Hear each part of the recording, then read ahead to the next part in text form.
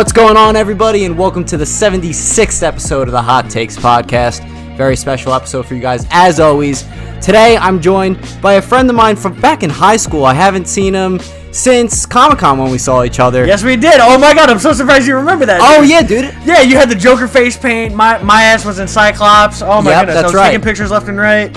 When you posted, let me introduce you first. So, Absolutely. Anthony, the Googs, as you were called in high school. Yes, do you still go by that name? Yes, time? sir. You do. All right, awesome.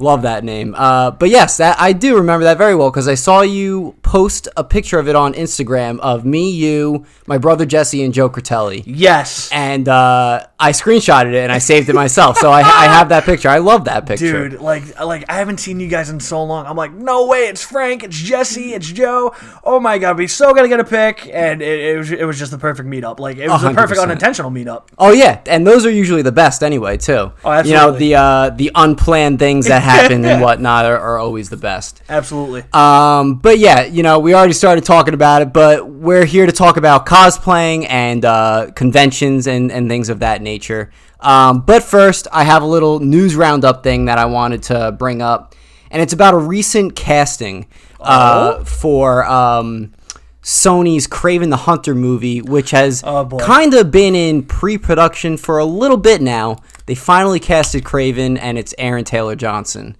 Now, oh boy. Let me hear your thoughts on it first, because I have a good amount to say on it. Okay, because here's why I'm a little against it. If here's why I'm a little against it thus far. Mm-hmm. If it's an origin story, it's completely and 110% understandable. Mm-hmm. If it's not going to be an origin story, and they're just going to throw like a semi-good-looking young guy that all the fangirls are like, oh my god. That they're all fucking sweating and crying over. It's not gonna work. It's like they're gonna be comic book fans that are pissed off about it, and they're gonna be comic book fans that are like what the fuck is Sony doing? Yeah, you know? Right. But I feel as if like if they cast someone older, like let's say Thomas Wayne from BVS, the guy who played him, or Negan from Walking Dead. Either of those two guys are perfect. Well, they're the same person though. So what you're telling me is I'm fucking dumb. I think his name is something Morgan. Arthur Lee Morgan? No. Something else. It'll come to me. Yeah. But, same person there. He played Negan and he played Thomas Wayne. There you go. The more you know. I got to be honest with you. I thought those were two completely different people. No wonder why I thought they looked so familiar. But that would be a good casting choice. That would be a tremendously awesome casting choice. That would be. Even Jason Momoa from Aquaman. That's who I was going to bring up. Another awesome casting choice, man. Yeah, absolutely. So I myself thought this was an interesting pick. I do think Aaron Taylor Johnson could pull it off. He's a decent actor. He's pretty good in some of the stuff that he's been in lately. Played a very good Quicksilver. Very sad they killed him off, but yeah. So that's the thing I wanted to bring up as well. Now, when Venom first came out, I thought that they were going to have it connected with the MCU, right? And that still could be a possibility. They could have it where it's a different world, different universe, whatever the case may be. Hey, we're getting the multiverse soon. But no, dude, I'm a little pissed at it because, yeah, he was Quicksilver already in the MCU. Exactly. There's no way that Disney and Marvel Studios is going to connect this Venomverse now just because that Aaron Taylor Johnson is also Craven now. I know, you know what I'm trying to say? It's just not going to work. It's not going to work unless they bring back Ralph Boner from WandaVision. Yeah. That was so, oh my god, dude, that was such a, oh my god, that pissed me off. That pissed me off too because that added so much speculation to fans all across the board, and it just ended up being, I guess, a dud. I guess that would be considered a dud for sure. But yeah, I'm kind of interested in the fact that he's casted as Craven. Then again, I also don't think this movie is necessary whatsoever. Absolutely. You know what I mean? I don't think it's necessary whatsoever. Craven's a cool dude, but I don't think he's that popular. I will say this: Craven isn't like that popular of a character, but yeah, you see him in certain comics like Craven's Last Hunt, where. I could be mixing up my comics here and there, but he beat Black Panther in a straight up fight. He's able to track and hunt down SpiderMan. He's able to do all these like crazy insane things. Yeah. It's just that like he's a cool, well put together character. It's just that I feel like they need to save him for a little bit later on, because I think the only thing Craven's all about is just basically like hunting Spider-Man in like somewhat organized crime, but I could be going off a tangent. I could be rambling on about a character that doesn't need to be in the MCU just yet, or the Venomverse just yet. Yeah. But definitely need to save that character a little bit, or at least halt the production until you can find someone older. Or if this is younger Craven and we're getting his origin, then so fucking be it. Yeah, yeah. I agree with you. I would also add to that if they're just rushing this just because he's a cool character and everything like that, no. Like, you have a well-developed character from the comics, put him in a well-developed script and movie, because that's what I feel like. I mean, yeah, they've been working on it for a little bit now. I've heard that this has been in the works for a while now, but I really hope it's just a good fit for him, and it's just a good story and everything like that, and it all works out. Yeah, no, I agree, yeah. The other thing I was going to bring up too, it just seems to be more and more confirmed that this Venomverse isn't a part of the MCU because of this casting choice, in my opinion at least. That they're doing a missed opportunity by not having Venom himself in the MCU. My goodness, dude. Think about it. Venom, Carnage, Riot, all those symbiotes, they are sick. They are so sick. And it doesn't have to be Eddie Brock attached to him. Venom could get attached to Doctor freaking Strange, and it would be one of the most badass scenes that I would have ever seen. Oh my god, Venom could attach himself to Bucky, Sam, Cat Falcon, or whatever the hell you want to call him. The possibilities and the ideas are just endless. It is.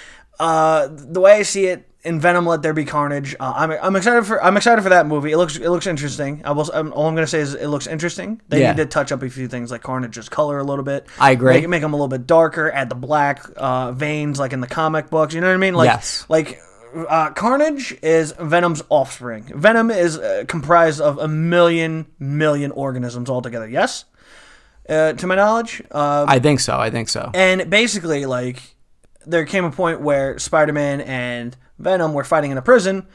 Cletus Cassidy cut himself like on a piece of glass or whatever, and then that's how Carnage came to be. Like, and then it just fed off of like Cletus Cassidy's like insanity. Yeah, and right. then that's how like in the comic Carnage is like, oh yeah, like you made me, and I'm just like, what? But then again, it makes good storytelling. That's how it is. If they pull a few more pages out of the comic, then you're fine. Me, I'm a very comic book heavy type of guy. Yeah. You know? I do my best to base some of my cosplays off of the comic book with a little bit of the real world. Like, hey, like, let me mix up my Winter Soldier cosplay with this. Let me mix up my Hawkeye cosplay with that. And so on and so forth. It's just that, like, I think the movies need to do a little bit more of like, hey, like what else can we take from the comics? Like, how can we make this similar to the comics? That's just my 2 cents. And you're gonna make a lot of comic book fans happy. Yes, along with some of the new people. Yeah, they're like, oh, I never heard of Venom. Who the hell's Carnage? Who's Eddie Brock? What's so important about this? Why does Venom love chocolate so much? You know, and it all works out. Right. I'm excited for Venom Let There Be Carnage as well. Yes. I did think the trailer was a little too much on the comical side, especially in the beginning when he's making breakfast, when him and Venom are making breakfast. Yeah, I was just about to say, like, it's almost pretending to be an MCU movie, but it's not. Yeah, right. And I thought the comedy in the first Venom worked well. Yes. I thought it worked very well with yes. it. It worked in its favor. A lot of people enjoyed it, and I think they're going to be playing off that. Even though the first Venom was like a little yuck, but it served its purpose. It served it exactly, and that's what worries me about the second one, because there's only rare occasions where the sequel is just as good or better than the original movie, and the first movie wasn't even as fantastic. You know what I mean? And a lot of people say like, oh, the Guardians sequel wasn't the best. I'm like, are you kidding me? We got to see like more of like Star-Lord himself in action. We got to see Drax in action a little bit more. Yeah. The first one we saw, it was basically comprised of like them all together fighting. I myself want to learn more a little bit about Star-Lord himself, because I think he's an awesome character. Even in Avengers 2. Yeah, Avengers 2. I thought it was a slamming movie. I thought it was great. Okay. But a lot of people are like, no, it wasn't that good. And sometimes as a joke, I just say to myself, man, you're just mad because Hawkeye was secretly the MVP. Yeah, you're right. Think about it. I thought Age of Ultron was the weakest out of all of them, but that's not me. Bastard. That's not me saying it was a bad movie. I have the poster. I have the poster right there behind me. Ultron, yeah, right.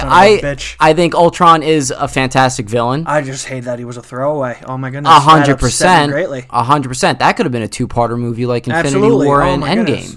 Yeah, absolutely. And Quicksilver and Scarlet Witch, great additions to it. Vision, great addition to the Avengers as well. Absolutely. You know, the Age of Ultron was important to the MCU because of all the seeds they planted throughout that movie. Absolutely. I mean, you know, you have Tony's vision that Scarlet Witch puts on him that starts making him like, all right, we need to start setting up something for this massive attack coming in the future and stuff like that. Thor, when he gets his vision from Scarlet Witch, he sees all the Infinity Stones. He's like, and he says at the end of Age of Ultron, he's like, there's something bigger in the works right now where we're being used as pawns. Yeah, exactly. I need to figure it out. Yeah, so a lot of seeds planted in that movie. Definitely gets overshadowed, and it's a staple to it. It's an important staple to it. Yeah, it is. If you didn't watch that movie, you're not going to know too much about the Infinity Stones and how they came to be, basically. Yeah, exactly. Through Thor's vision, so on and so forth. Yeah, right. So yeah, that's all I really had to say about Aaron Taylor Johnson's casting. The last thing I seen him in was actually Tenet. He had a minor role in it. I don't know if you saw that movie. I did not see that movie, actually. I think you're saving yourself. I think you're saving yourself a little bit. Really? Because my usual co-host Luke. Yeah, do tell. Loved it. Okay. And we went to go see it together. This would be his second time watching it, and I just couldn't understand a single thing of what was going on. And, you know, I did expect that to happen, but I watched it a second time in theaters again, and still barely understood what was going on. So, you know, it's one thing where it's good to mind fuck people because they'll eventually understand it. Tenet, I don't think there's any way of understanding it. So that's why I didn't think it was that great. That's why I watched the movie and I'm like, why is this guy moving in reverse? Like, I saw the trailer to it and I'm like, why is this dude moving in reverse? Like, is there something I myself am missing here? Like, is he does this guy have like a secret ability, like time warp ability that I don't know about? That's what I Why first thought. Why is he moving in reverse? What is this? Yeah. That's what I thought to myself. It's an interesting concept. The trailers were sick. And unfortunately, it didn't do that amazing at the box office, mainly because it was one of the first... Maybe the first movie that was released back in theaters since the whole pandemic. Maybe that's why it lost like a good chunk of change right there. You know what I mean? Yeah, 110%. For me, I didn't care if I had to wear a mask, whatever the case may be. I wanted to be back in the theaters, and I saw it with Luke. Me and my buddies at the time, we all went to go see like the anniversary film of Empire Strikes Back. Nice. Oh my goodness, it was the best feeling in the world, sitting back in a theater with my buddies again. It was the best. It's a great feeling being in the theater, to be like surround sound to the max sort of deal and just being immersed in a movie and whatnot. Yeah. Speaking of going back to the movies, I did see a movie this past weekend, and it was Cruella, the Disney movie, the villain.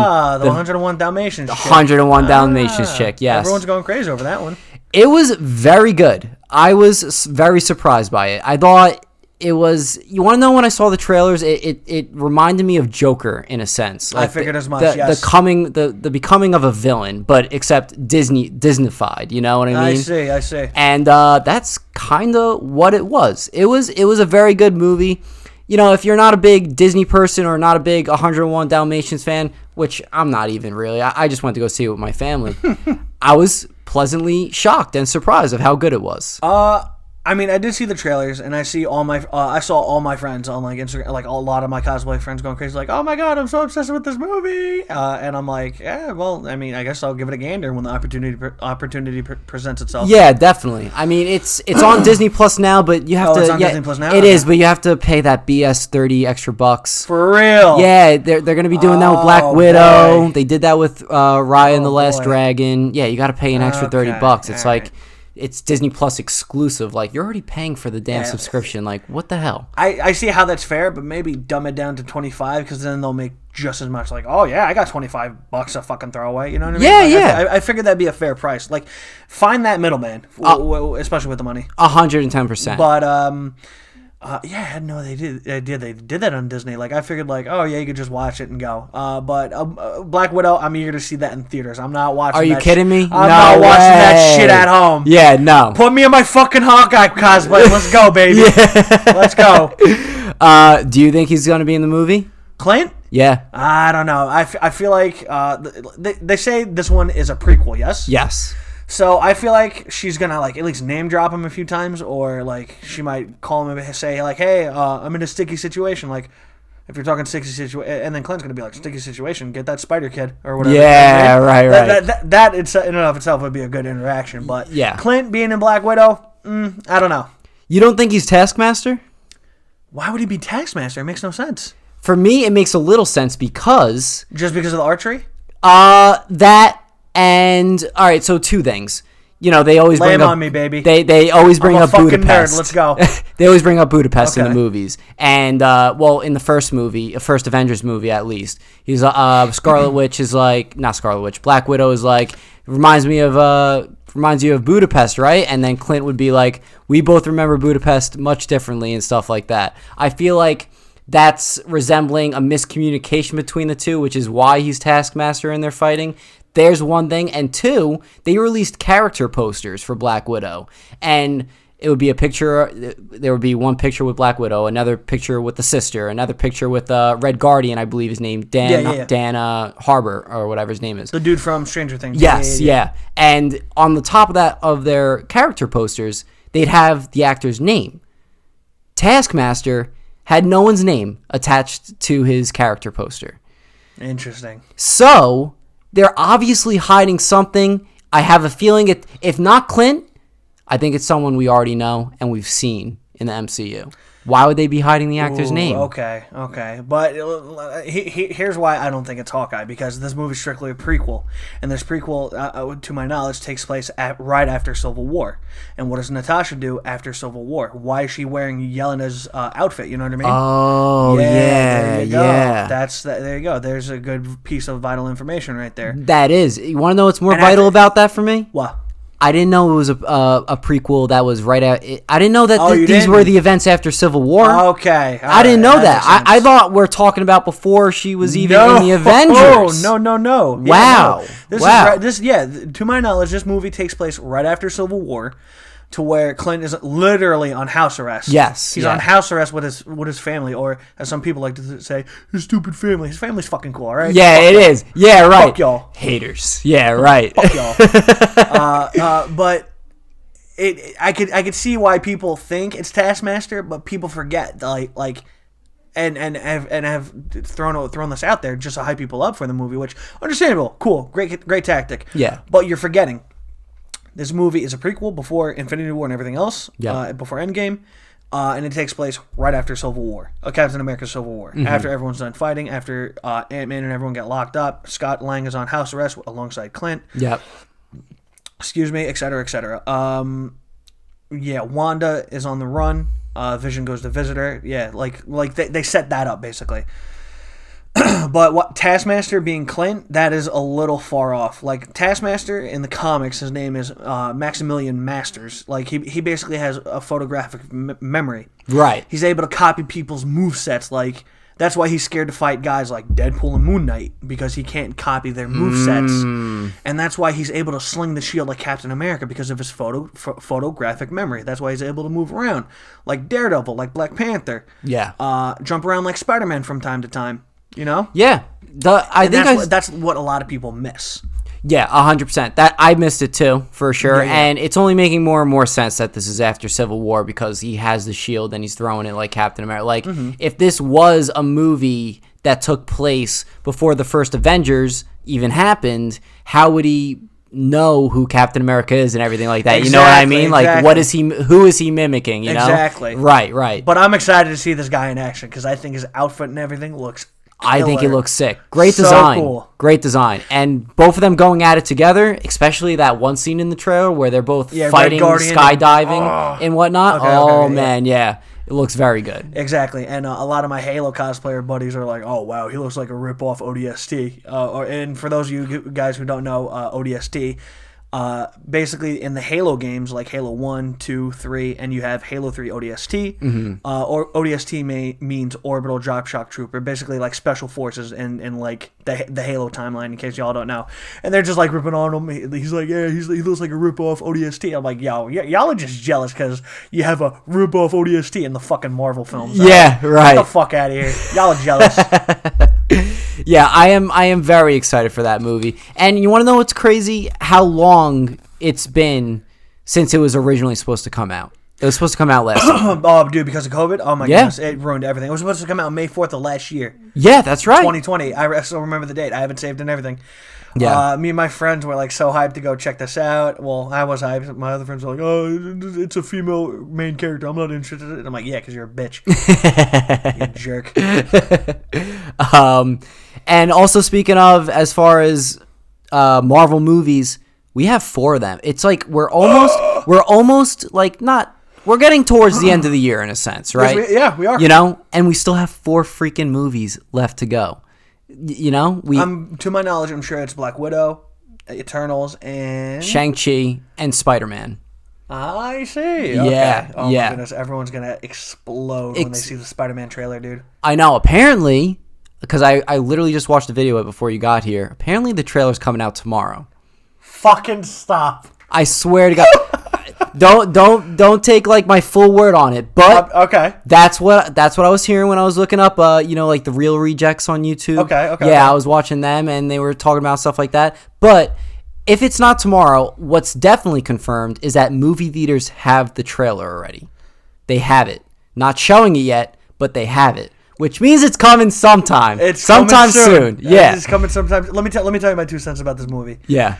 Here's why I'm over the moon excited for it, because Marvel recently got the rights back to Daredevil. Yes. To Netflix. Yep. So Peter Parker's going to need a lawyer. Yeah. We don't need She-Hulk just yet. Is she a lawyer in the comics? In the comics, she's the Hulk's cousin, basically. Okay. And she needed like a blood transfusion, and that's why she turned it into She-Hulk herself. Yeah, dude, I'm a fucking nerd, in case you haven't noticed by now. Hey, much respect. I love it. I love it. I'm glad you do. She herself is a lawyer. Okay. And Matt Murdock, a.k.a. Daredevil, is also a lawyer. Right. So he's going to, Matt Murdock is going to be like, in case Spider-Man needs a lawyer. And he gives the card to Peter Parker, and he goes, how does he know I'm Spider-Man? Because, Daredevil is blind. He's the blind superhero who has an echo sense location. Like, he's able to hear people's heartbeats. Right. He's able to, that's why he's able to, dodge and weave so well, because he can hear, people's movements. He can hear from, so far away. Right. And that's why he has literal heightened senses. And that's why he's, such a good, well-scripted character. Yeah. Yeah. I'm just so eager to see Daredevil and Spider-Man fight back to back, and who knows? We don't know the big bad in the Spider-Man movie coming. Yeah, we don't. Let me ask you this question: Who do you think the big bad is in Spider-Man? No Way Home. No Way Home.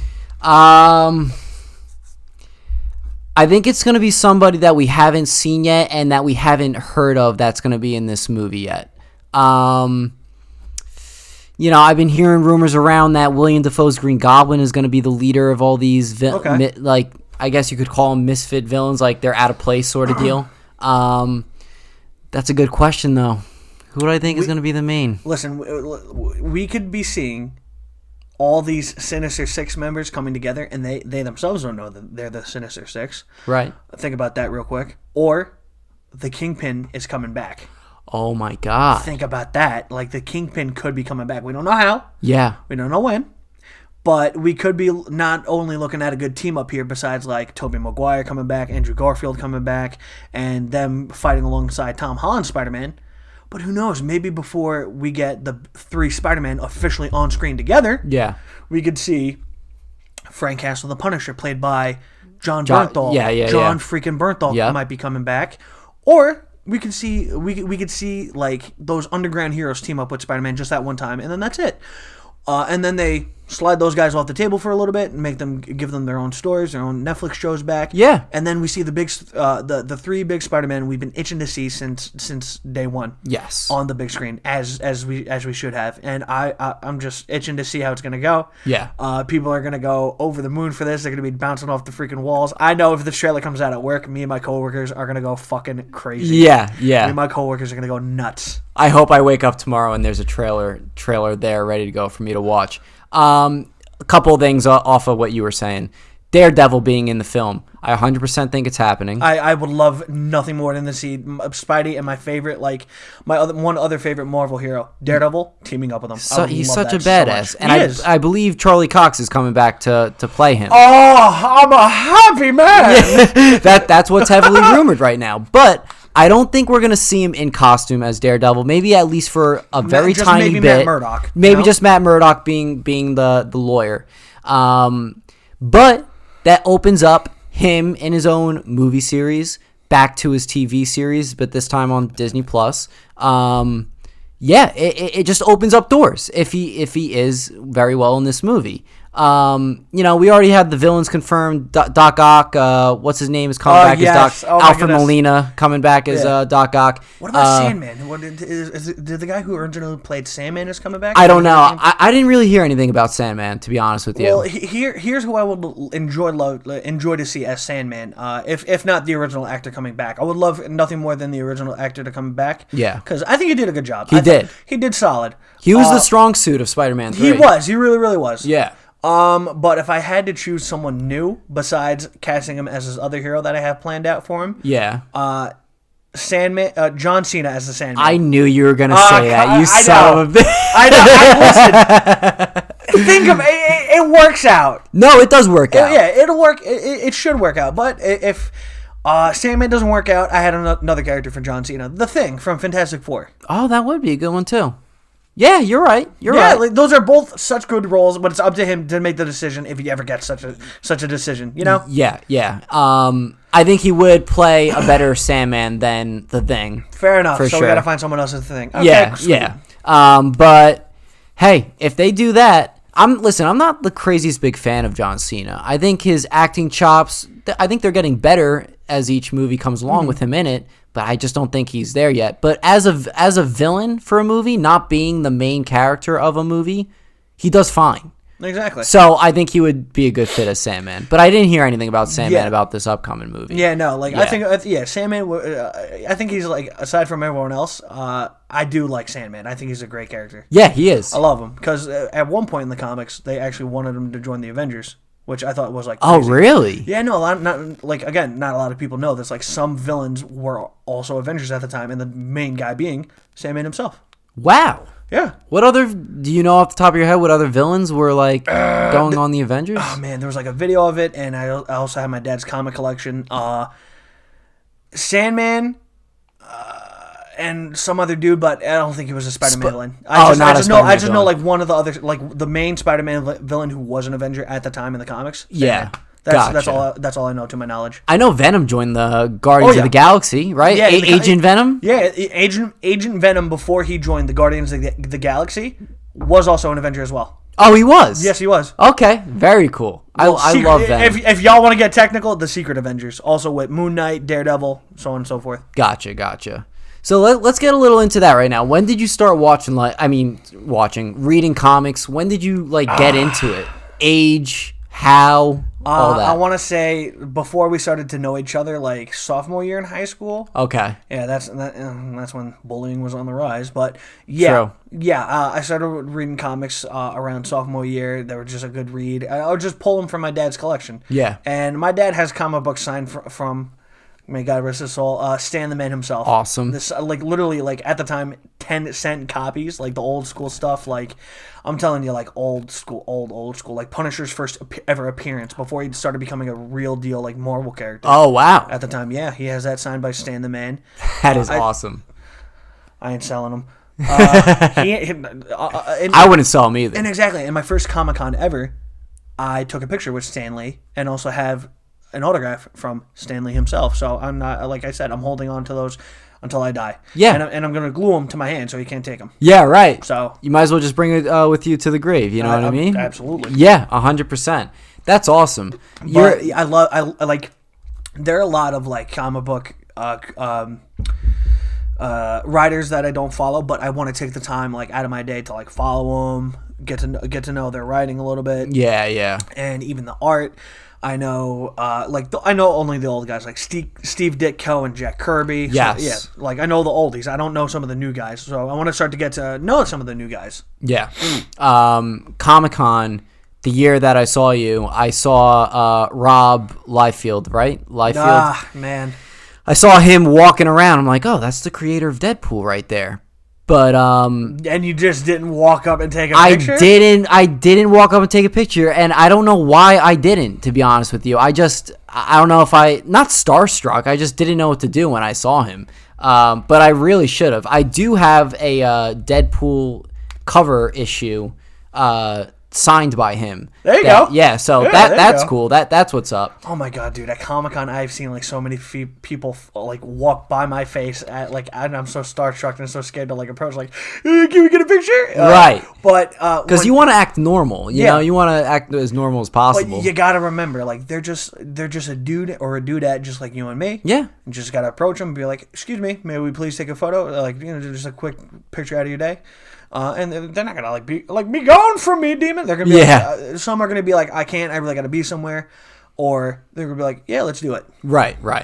And hopefully, in most cases, they'll be like, yeah, let's do it. They're cool about it. Yeah, people like that love their fans. Yeah, 100%. Which is I think that's a part of the job as well. It is. Yeah. So who else have you met? Who else have you like got signed stuff from at like conventions and whatnot? So when me and my good friend, my buddy Justin, attended the E3 convention, the Electronic Arts Expo. Yes. Where you get to play all the new video games and whatnot. Yep. Oh my god, in Los Angeles, California, downtown LA. By far one of the coolest conventions I've been to outside of New York. I've been there 3 times so far, and it's such a blast. I believe the first year I met Jack Black. No way! I Jablinski Games, bro! So I met Jack Black. Nice. From afar, I saw one of my like favorite YouTubers named Maximilian, dude, and oh my god, like whenever I'm having a bad day or learning to play a good fighting video game like Mortal Kombat X, Mortal Kombat 11, I'll just throw him on, learn whatever combos, so on and so forth, and just the guys he's with, Kenny, Steve, and his friend Simmons, like all his friends, the coolest, nicest dudes I've ever met. Like I met them the second year, and I'm just like, hey man, listen, like, just to complete my little scavenger hunt, I was just wondering, like, do you know where Max is? And his friend Kenny at the time, very nice guy, total sweetheart. And he goes, I don't know, brother. He's like, he might be testing out the new Smash game over in the other sector, the South Hall. You might be able to catch him, but no promises. I'm like, thank you so much. Later on, during the second year, I ran into Kenny, his friend Kenny, who's also just like a chill, laid back dude. Yeah. And this is when I went with my buddy Justin and my buddy Tyler. My buddy Tyler has never been to this convention ever. He's like, oh my god, like I'm about to complete like one of my childhood dreams, go to E3. And I'm like, dude, like you've never been to LA? He's like, no, I've never been to LA before either. So since me and Justin knew the area, we showed him all around town. Yeah. And then we showed him the expo, we showed him where to go. And we have a rule. First day, stick together. Second day, second and third day, do whatever you please. Explore, yeah, 100%. Do whatever you please. And a funny tidbit, I saw my buddy Tyler walking from the South Hall. He's like a kid on Christmas. He's got this big ass bag. He's got his little Kirby plushie. And he's got like a I went to E3 2018 hat. And I'm just over here like, yo, this kid is having the time of his life. Yes. And from that day forward, I just realized like I just made like one of my good friend's dreams like come true. Yeah, 100%. And that was like the best feeling ever. I will say the third year of E3, let me just say, okay. So the third year at E3, it didn't feel right. Something was a little off about it, you know? And let me explain. The reason why E3 felt off is because it felt like they were turning it into a Comic-Con when they didn't really need to turn it into a Comic-Con, if you understand what I'm saying. You know? As far as selling merch, as far as showing trailers, they wanted to increase the capacity of the convention, and the convention can only hold 75,000 people, and they wanted to up it to 85,000. Oh, like they wanted to turn it into like all the this big Comic-Con event that really didn't need to be a Comic-Con event. Yeah, like, it's an Electronic Arts Expo. You just go, you have fun, you wait online to play the games, so on and so forth. The third year of E3, I met the WWE tag team, The New Day, I saw Kenny Omega and the Young Bucks facing off, playing Street Fighter. They had such a crowd around them. Sick. Who else did I see that was there? I saw the voice actor for Jake the Dog, a.k.a. Marcus Phoenix. Oh, nice. Yeah, I saw him. Wait a minute. Jake the Dog, like from Adventure Time? Yeah. Voices is the same person that voices Marcus Phoenix You from didn't know Gears? about this? And Bender from Futurama. No way. I swear to God. Listen, if I put a YouTube video of Jake the Dog, you listen to him for a good minute. Yeah. Bender from Futurama, and you listen to him a good minute, and then Marcus Phoenix, you'll go, oh, the dots are connected. I think about it now, and yes, it makes total sense. Yeah. Wow. The more I freaking know, man. the more you know. Yeah, now. right. The shoe's on the other foot, Frank. But yeah, no, I got to meet him, and he's a funny guy, dude. Oh my goodness, he's a funny son of a gun. Nice. Like there was this one tidbit where he did like an Easter egg for Gears of War 4 at the time before Gears 5 came out. Yeah. And he's just yelling, "They fucked up Dom's tomatoes!" Dom being like one of the old characters from like Gears of War 3 that was unfortunately killed off. By far one of my like favorite game series of all time. I love it. I played Gears of War a little bit. I wasn't too fully still love into it. Are they making new ones or no? The way the story went for this one, Yeah. they're definitely making a 6th. They are. They are. Yeah, they are. I wouldn't be surprised at that. I mean, I'm not surprised that they are. I mean, that's one of Xbox's and Microsoft's best-selling and most popular things. It's one of the most best-selling and popular. But let me throw this hat into the ring real quick. So during the third year at E3, we have never been in like the showroom, meaning where they show all the game trailers and whatnot for Xbox. Me and my buddy Justin got lucky. My friend Tyler had to work, unfortunately, and I really wanted him to be there, but I'm kind of glad he didn't go because he would have been like, yeah, no, something's off about this, because it turned E3 into a Comic-Con. It didn't need to be a Comic-Con. Right. So we're sitting there, and I'm thinking, nah, dude, no way they're going to show anything for Halo Infinite. And as I'm sitting there, I see the trailer for Halo Infinite. I'm like, what? Yeah. I'm just in the seat. I'm like, no. I'm fucking crying like a little girl, dude. I'm like, no way, dude. I'm so happy. I even recorded it on my phone. You hear me in the background like, this is the greatest day of my life, dude. Like, oh my God. I was like the kid on Christmas, aside from my buddy Tyler the second year. But I will say the first 2 years at E3 were by far my favorite and the best. The third one was a little funky, and I hope when COVID dies down, they go back to the drawing board and think that one through. Right. And hopefully they did that with because they didn't have it last year, right? They did not. No, they did not have it. They didn't have it at all. They didn't even have it digitally because they lost so much revenue. Oh, okay. Yeah, no, they lost a whole lot of revenue as soon as COVID hit. They're like, yeah, we will not be having E3 this year. But they made an announcement saying, hey, E3 2021, it's going digital. How that's going to work, I honestly just want to see game trailers. I don't even want to invest in the merch, unless I myself am there at the Los Angeles Expo. Yeah. So, do you think there's going to be a way to buy merch and whatnot? They're probably just going to ship it. Yeah, they're probably going to just ship it to your house. Right. Interesting. All right. I mean, you find the way to do everything online. Just about. Yeah, just about, right. So, yeah, and E3's coming up next month, right? Yes, sir. Next month, so we're getting close. I know. Xbox is June 13th, which that's like the day after my little sister's graduation party.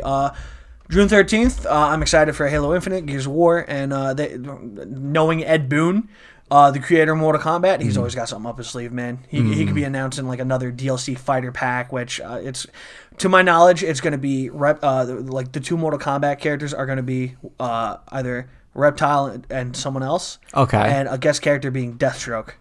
That would be from sick. DC Comics. Yes. They already threw in the Joker. Why not throw another DC why not? in there? They threw in fucking Rambo. Yeah, right. Oh my God, dude. Rambo's such a crazy character to play as in Mortal Kombat. I feel like it's sick. I feel like it's sick. Also, Predator's in it too, right? That's or am I Mortal wrong? Kombat 10. That was Mortal Kombat 10. Mortal Kombat 11 is Rambo, RoboCop, and Terminator thus far. Oh, sick. That's sick. With Joker. I almost forgot about that. Right. Wow. Now, you were saying before Xbox has their thing, so they're not attached to E3 this year. Is that what you're saying?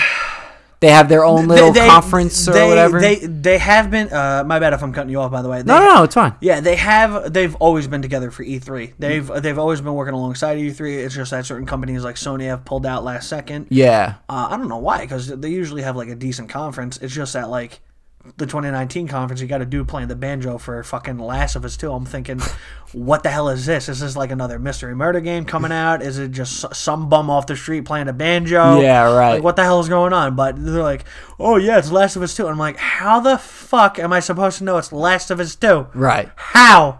Did you like that game? I did not. Well, I do not own a PlayStation at the time. Okay, but I do have some mixed feelings about that game. So do a lot of people. Yeah, A lot of people hate it. That's why I wanted to ask. Yeah, no, like a lot, like to my knowledge, like my cousin bought it. He played it. He's like, can we just like go like 12 seconds without this random bullshit happening in the game? And I'm like, I could totally agree with you, James, but you know, times are changing, and so are video games and people. But there's nothing we could do about it. Oh yeah, 100%. They're like, oh, this story didn't fit. It like, why'd you kill that guy off? You could have squeezed like another game out of him. I'm like, the character's old, and he's like, Joel. Yes, yeah, Joel. yeah. That's what I'm thinking. Joel, like, they killed Joel off in the game, right? Something like I that? think so. I myself haven't played it either. I just know that The Last of Us 2 is like almost infamously known right now for not deserving Game of the Year. It doesn't. Yeah. I'm sorry, dude. Listen, there's so many games that could have deserved it. Like Doom Eternal was a good game. Oh, I heard that was good. Yeah, it deserved a few more awards than like just one. Yeah. In my honesty, Halo Infinite should have won like the most like anticipated game award because like it's Halo. How could you go wrong with Halo? Yeah, you're right. Halo 1, 2, 3, ODST, and Reach thus far are like my all-time favorite games. They're good. Yes. 4, it was okay. Halo 4 was okay. It wasn't the greatest, and I'm aware it wasn't the greatest. Yeah. It was just okay. It was there. That was I'm sorry. That was the first one that was by the new studio too, right? 343. 343. Yeah. 343 Industries, and then from there, Halo 5 was out, and I'm like, what the fuck did they do to this game? Yeah. The storytelling was so bad. You only play like as Chief for like a game or two, like a mission or two, like 3 missions you play as Chief, and that's it. That's it. You're playing as the new characters. They're like, oh yeah, Microsoft wanted to kill off Master Chief. I'm like, no way. Yeah, that's like killing off Spider-Man and keeping Spider-Man dead. That's like killing off Iron Man and keeping Iron Man dead for the time being. Yeah, but we all know how Iron Man went. He basically carried the MCU on his back. Master Chief, the main character of the Halo series, you can't kill him off just yet. You can't change him just yet. I'm sorry. It just doesn't work out. You're right. You can't change him just yet, and you also need another character in the mix that you need to build up a little bit to lead into being the next main person. You know, you gotta let the audience get comfortable with this new person and everything. And to my knowledge, there is another character that just like that who can take Chief's place. It's just that I don't think I'm praying it doesn't happen in this game. Yeah, right. Yeah. You're not ready for it yet. I ain't ready for it. I'm gonna cry like a little bitch. We lost my boy Tony. Now we're losing my boy Chief. Damn. Wow, that's the first time I'm hearing that. That's really unfortunate. Master Chief is such a well-known character for those who didn't even play Halo. Yeah. You know? Yeah. Yeah. But aside from video gaming, what more do we got to talk about? Like movies, like movie-wise? Yeah, or con-wise. Oh well, con-wise definitely. I'll start to say which ones I've been to. Yeah, no, please. I actually want to hear. Yeah, which are very limited, right? So, 2 Comic-Cons in New York. The second time I went, I saw you, and then I went the year previous as well. And I went with Joe Critelli both times, and Jesse came with us the second time as well. Had a great time there. Awesome time. It was a great experience. New York Comic Con, the first year I went, was the first convention I ever been to, and it was fantastic. It was so eye-opening. I bought my pop figures that you could see behind you and whatnot. Exactly. And every time I go to a con or anything like that, I'll always buy pop figures to add to the collection. Oh my god, you always got that like limited edition pop figure you need to get at E3. Yeah, at E3 2018 with my buddy Tyler, we were like, oh, we got to find the Funko Pop line. And then we went onto the Funko Pop line. Yeah. And we were like 4th people in line, and the line just started to build up because everybody and their mama want Funkos. 100%. We got the I bought the E3 edition Camouflage Master Chief along with the ODST Sergeant Buck character at the time. Okay. My buddy Tyler, he just went to town. He got Cuphead, he got this, he got that. I would love a Cuphead. Yeah, one. No, like he loves Cuphead. And I felt bad for my buddy Justin. Like I really wanted the Master Chief camo. I'm like, dog, it's a little bit past your birthday, and I forgot to get you a present. So here, have it, please. So I just, Good man. Yeah, Good man. I give him that for a very late birthday gift. He's like, nah. He's always like, nah. You don't gotta give me nothing. You get me something, I'm smacking you. I'm like, here it is. Yeah, right. Like, fucking take it, dude. Yeah. So. But so far I've been to E3 and you've been to Comic-Con. How many times? Like 3 or twice to Comic-Con, yeah. And they obviously didn't. Did they do virtual New York Comic-Con or just Comic-Con in general? Yeah, they did virtual. They did. Like, I'm not doing that. I'm not doing that. Was that something you had to pay for? I believe so. Yeah, it was like really. $25. Like they dumbed it down. Oh, yeah, probably. If they were paying for it, I would hope they would dumb it down. Yeah, you know. Yeah, no, they definitely dumbed it down. Yeah. But the second year I went to Comic-Con was the first year I ever cosplayed, and I was the Joker. And it was a poor excuse of a Joker. I will say that, because it was the first time of me like dressing up like that. And I went for whatever reason. I decided to go for a more Jared Leto Joker look. And I hated how I looked, but I was like, you know what? I already have the makeup on and everything. Here I go. And that was it. I need to show. I hope I have it in my gallery.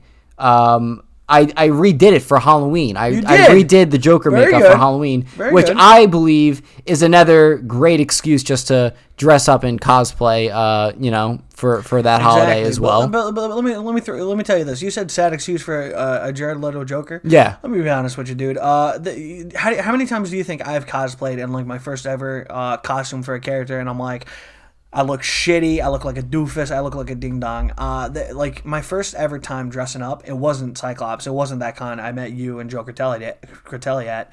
Previously, I dressed up as Hawkeye from the Ultimate Avengers 616 universe, meaning like the Hawkeye with the dual pistols, the badass kind, like the gunslinger at the time before they completely redid his character. Mm-hmm.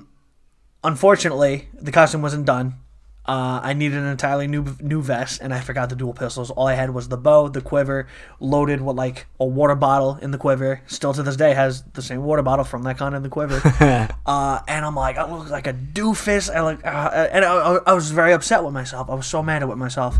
And then people were like, "Oh, you're dressed like Hawkeye from that one comic book," and I go, so people fucking know who I look like? Yeah. Thank God. No, you must have been mad happy for that. I was, because here I am in this purple mask, purple shirt, purple vest, black ACU combat pants, and these like black snow boots. And I'm thinking, no one's going to know who I am. I look like a complete fuckwit. Yeah. And the next thing you know, people are like, yo, you look like Hawkeye from that one comic book arc. And I'm like, so there is a God. Yeah, right. But that's also I see what you're saying. Like the first time doing anything, it's not going to be perfect whatsoever, like, and everything, and it's a learning experience. Exactly. And if you yourself want to get into cosplay, you're going to start off small and then work your way up. Right. So don't beat yourself up. Right. Never beat yourself up as a cosplayer. I want to show you. It's actually on my Instagram. Oh, it was right here. All right. So look, this was me how you saw me at the Comic-Con, and then I did it for Halloween, and I did the more Heath Ledger look to it with the eyeshadow sort of deal. You killed it. Right? Yeah, I love how that looked. You did better the second time. Yeah, 100%. Kudos to you, good sir. Yes. Kudos to you, good sir.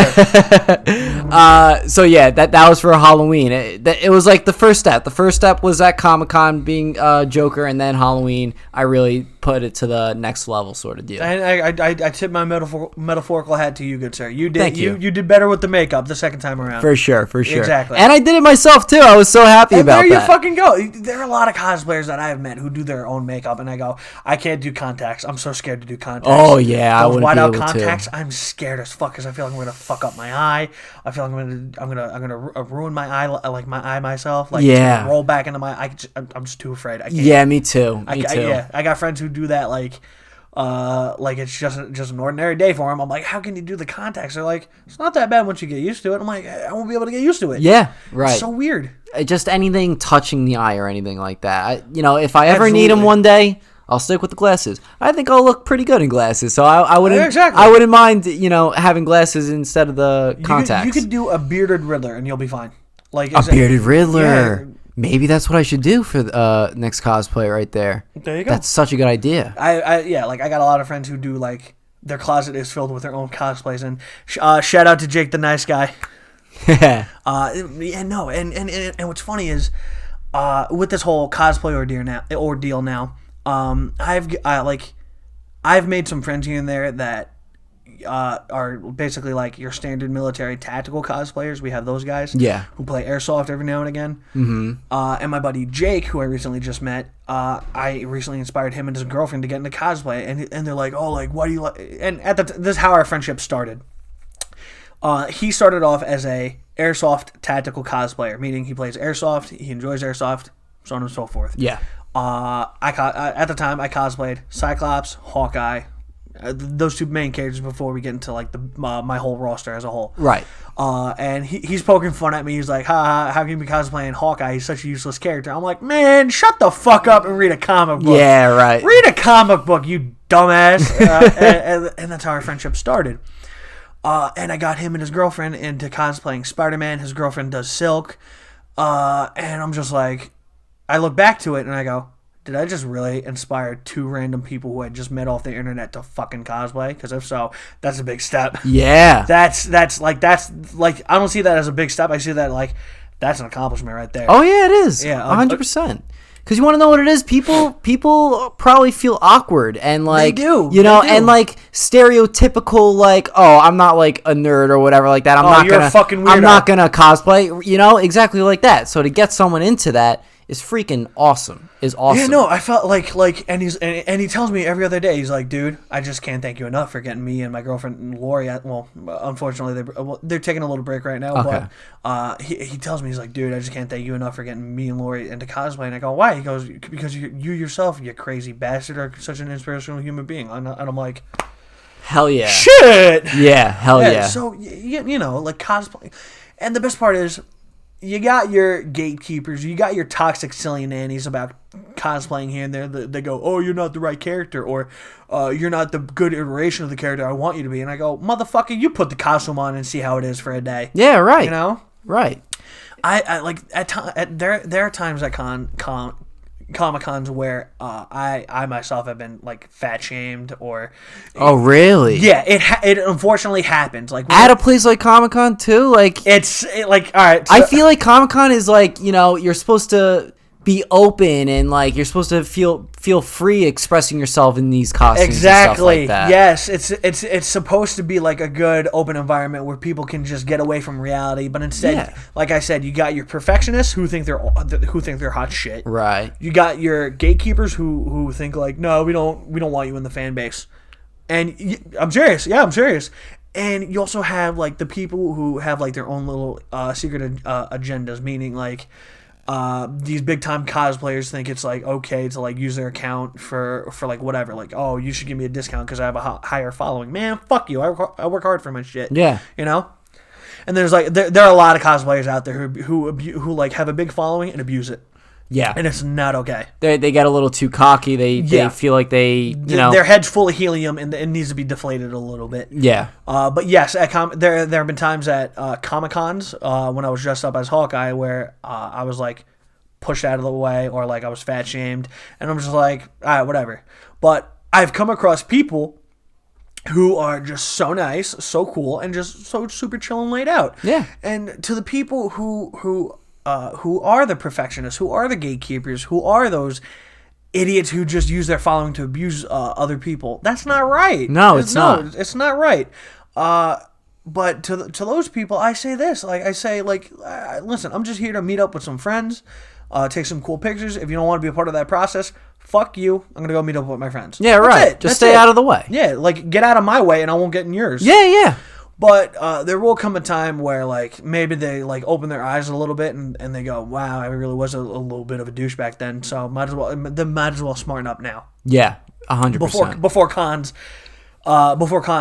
get back into the rotation. Yeah. Hopefully not being able to go to cons have humbled them a little bit. Yeah, like, man, I was so shitty to that guy, man, I was so shitty to this guy, you know what I mean? Right. But the amount of cons I've been to New York Comic Con at least 5 years, because I went 4 times, 3 times with my father, 1 time with my buddy Tyler and Justin at the time, and that's when I started cosplaying as Hawkeye.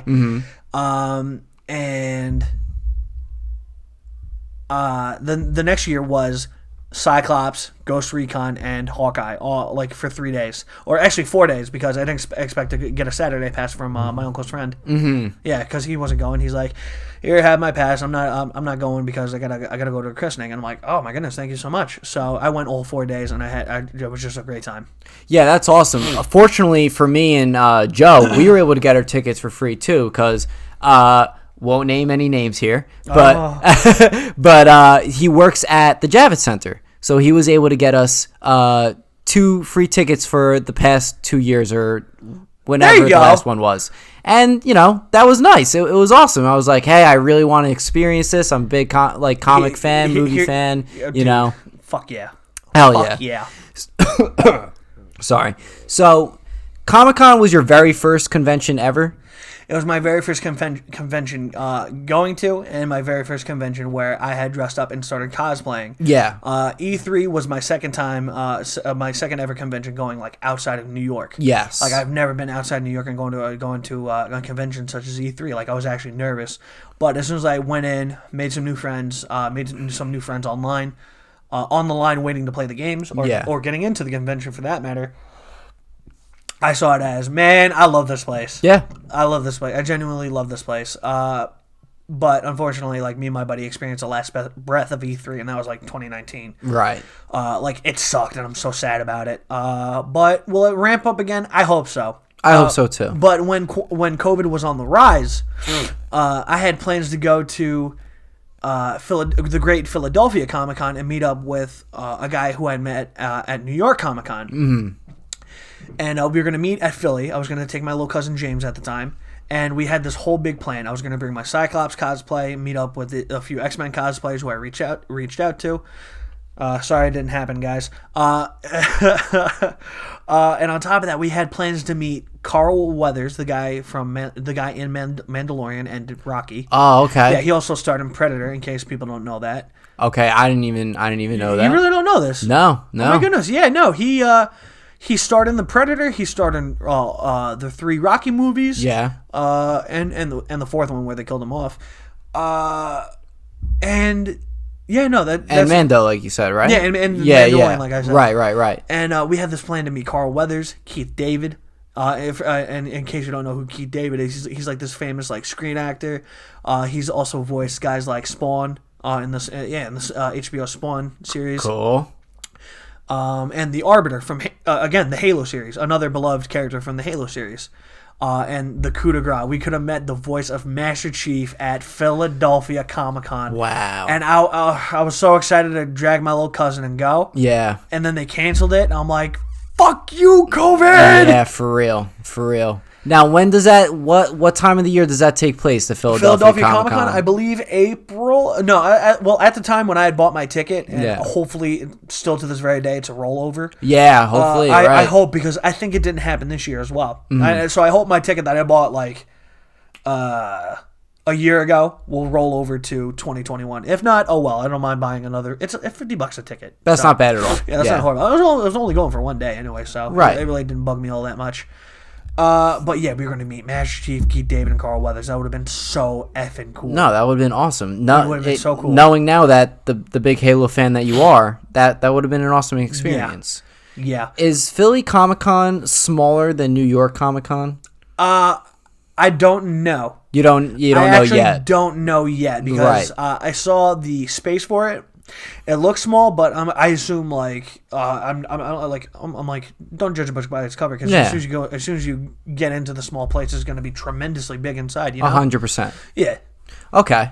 Because I feel like San Diego is obviously the biggest one. It's on par with New York from what I told. As far as size, right?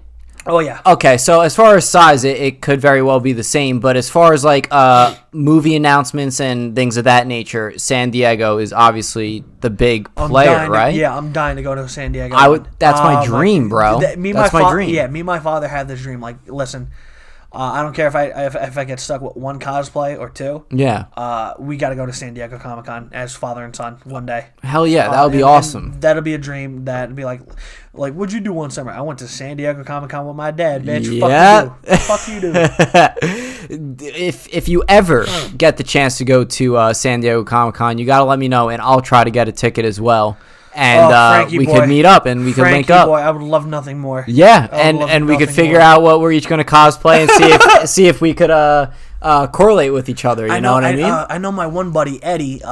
He does Captain America. He does Captain America, Obi-Wan Kenobi, and he just kills it. He when he grows his full beard. Yeah, he's like. I'm sure he's a great. You're like, oh my god, you're legitimately like Episode 3 Obi-Wan Kenobi. Yeah, like, you literally look like Ewan McGregor. And he also does Captain America. He's a huge Captain America fan. He loves Captain America to the moon and back. He was there, and like he just looked like great. He had the Endgame suit. He also does the Nomad suit. He also has the very first Avengers movie suit. He sold his World War II suit, I believe, from Captain America: The First Avenger. Yeah. But yeah, no, he loves Captain America. He kills that cosplay whenever, You post him a lot on your Instagram story, right? Yeah. Is that the one I've been seeing? Yeah, the Nomad Cap. Yes, he does look great. Yeah, no, he looks fantastic. Cool. I love him. He's such a cool guy, down to earth. And he's just a really, really, really cool guy. Hell yeah. So yeah, a San Diego Comic-Con is definitely a dream of mine, but otherwise I don't really have other places that I really know of yet that I would want to go to. You know what I mean? I don't really know of other conventions. I'll tell you the one other convention that I've been to, and it was in Maryland. Ooh. MAGFest. Have you ever heard of MAGFest before? I have not. MAGFest, huge video game and concert convention, right? Everyone's you're in this. It's called the Gaylord Hotel, right? Yeah, I know. Come on now, you fucking with me. I swear to God, and bro, it's the nicest hotel I've ever been in. It's gigantic. It's so beautiful. But anyway, the whole convention. I bet it is gigantic and beautiful. You sick fuck.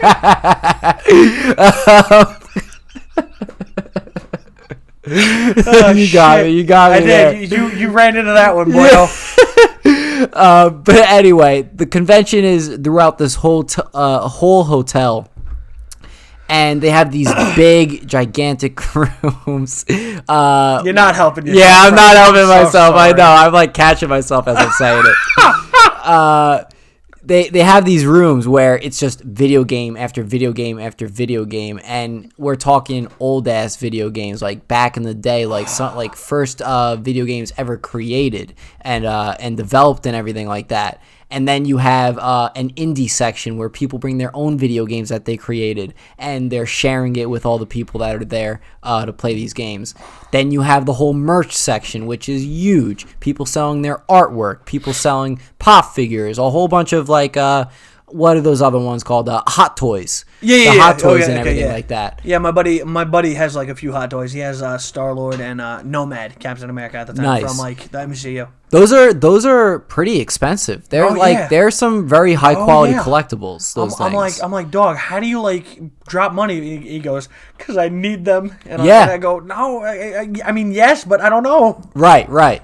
The pop figures are one thing because it's like what $10 a pop for like the cheapest one, and obviously some of them could be like 24 or whatever the case may be. Those hot toys go for a lot more. Oh fuck yeah, dude. Yeah, they do. Fuck yeah. Yeah. But anyway, MAGFest is sick. Everyone's cosplaying all day, the whole entire day. And what's beautiful about it is that it doesn't end. Like it's 3 days, and it's not like they close off sections for the end of the night. You could literally be up all night playing any video game you want, dude. I am telling you. It's the sickest convention I've ever... I think it's better than Comic-Con.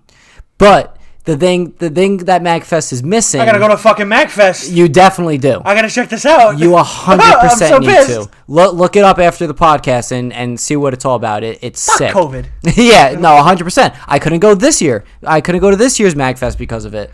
It happens right after New Year's. Right after Right after New Year's, yeah. The only thing that's missing from MAGFest is there are no like comic book announcements or like any sort of announcements from developers. Constant video gaming, dude. Oh. And the concert aspect, they play video game music and everything. They have these DJs doing their own mixes to video game music, and it's incredible, dude. It's incredible. There, I cosplayed as two things. I cosplayed as I had one of those skin tight costumes for SpiderMan Noir, which I wore. What a guy! That's my favorite one, honestly. His costume's sick. That's why I chose it. Yeah, and the other one. Do you watch anime? The animes I just limit myself to are basically like Dragon Ball Z, JoJo's Bizarre Adventure. Love it. I like my friends are always bugging me like check out My Hero Academia, or check out Demon Slayer, or check out Monster Hunter. Yeah. Or, you know what I mean? Yeah. Like, but no, if you say that name of the anime, I might know it. Well, you're gonna know this name, Naruto. Oh, of course. Okay. Have you watched it at all or no? I've watched like a good chunk of it until like I'll say this. I'm sure it's a very good anime. I'm sure it's very good story based, but I did lose interest. I will say that. Okay. Like, it's a lot. It's a lot to take in, especially for like a guy who's just getting into anime or dipping his toes in anime. Yeah, sure. But I do know characters. I will say that. Yeah. So we had a big group of us for MAGFest. So we all went as. This is where I'm gonna butcher the name from Naruto. The Katsuki. Am I saying that right?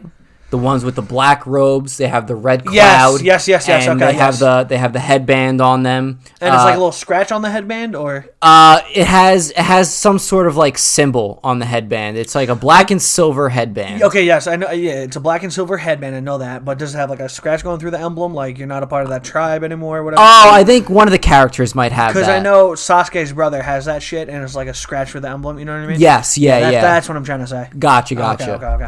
But that's what I also cosplayed as. There you go. It was also easy. It was easy to put on, easy to figure out, to buy and whatnot. Which that's another thing I want to talk about too, the whole buying and creating of it. Oh boy, that part.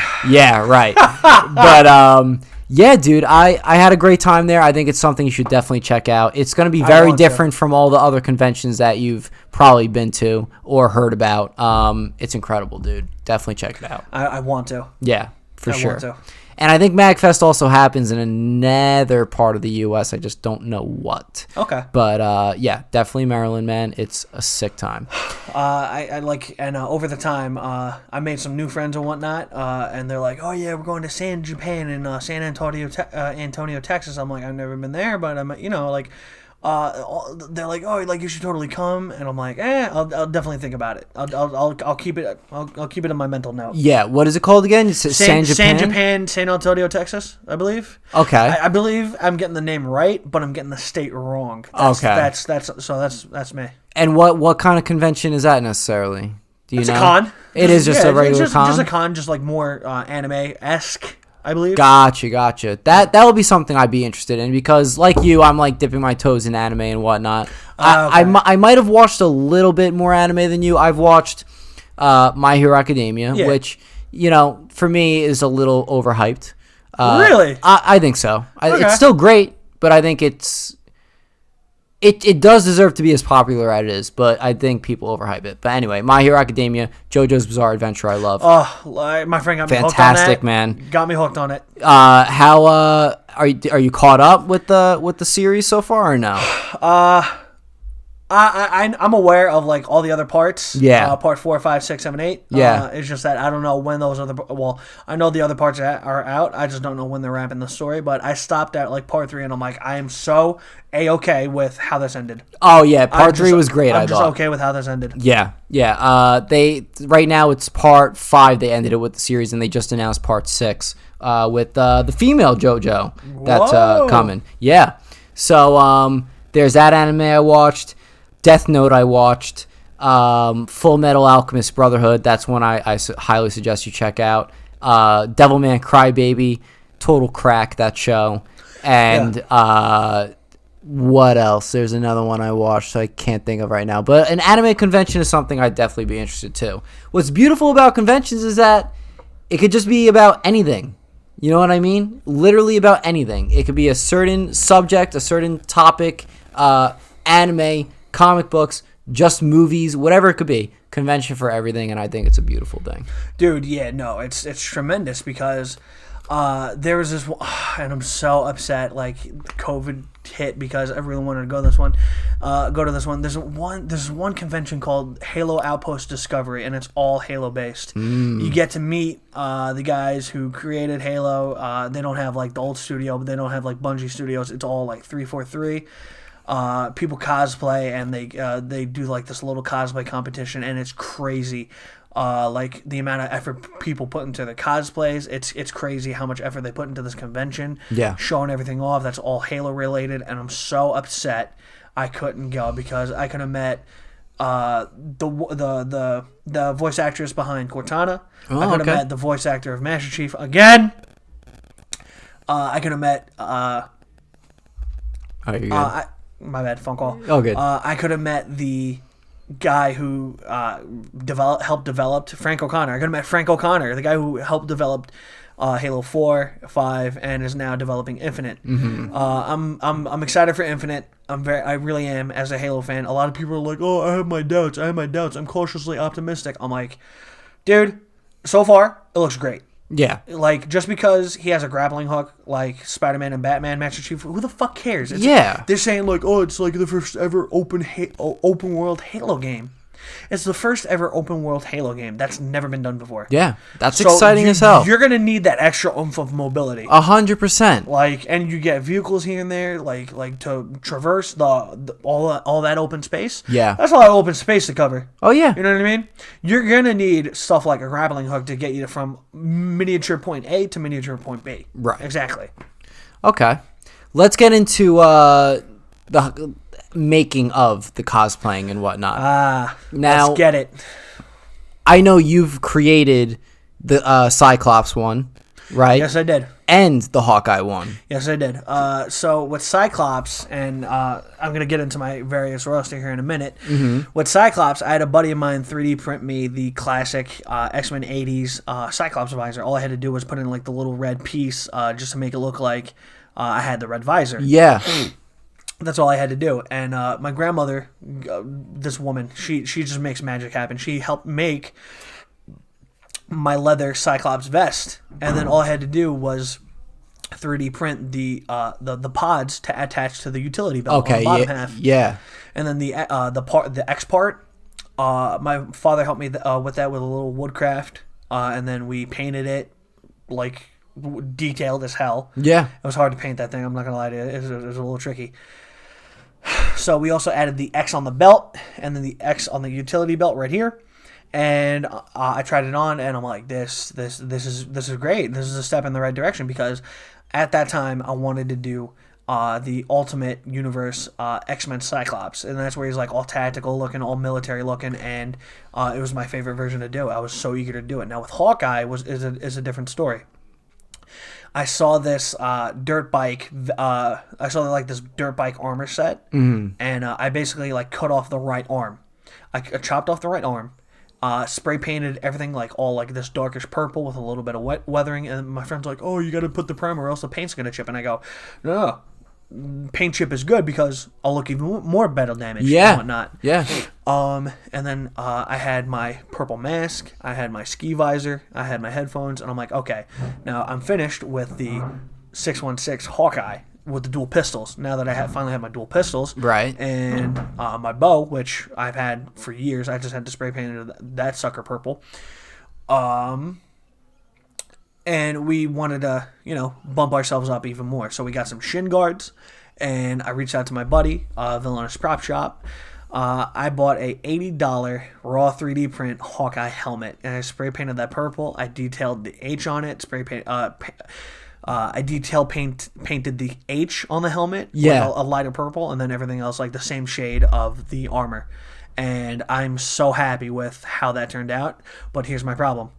We need a fucking quiver still. My quiver still has the water bottle still sticking in it like a fucking. But any other cosplays you want to know about? Please, like I'm eager. Well, I am very curious about the whole 3D printing thing. So I want to go into that. So you said your buddy was 3D printing things for you to make? Yes, I do have a few friends far and near that I do follow and I've talked to on Instagram. I've done a few commissions. Villainish Prop Shop on Etsy. I reach out to them and I'm like, hey, like here's my head size. I would really love if you guys were able to print this out for me. Yeah. And they sent it within like the next 4 days, and I was just so happy with how it fit. It fit perfectly. I told them my head size. I'm like 27, 26 head size, and they're like, oh yeah, no, easy, we'll have it printed for you in no time. And the next 4 days it came in, and I'm like, fuck yeah, dude.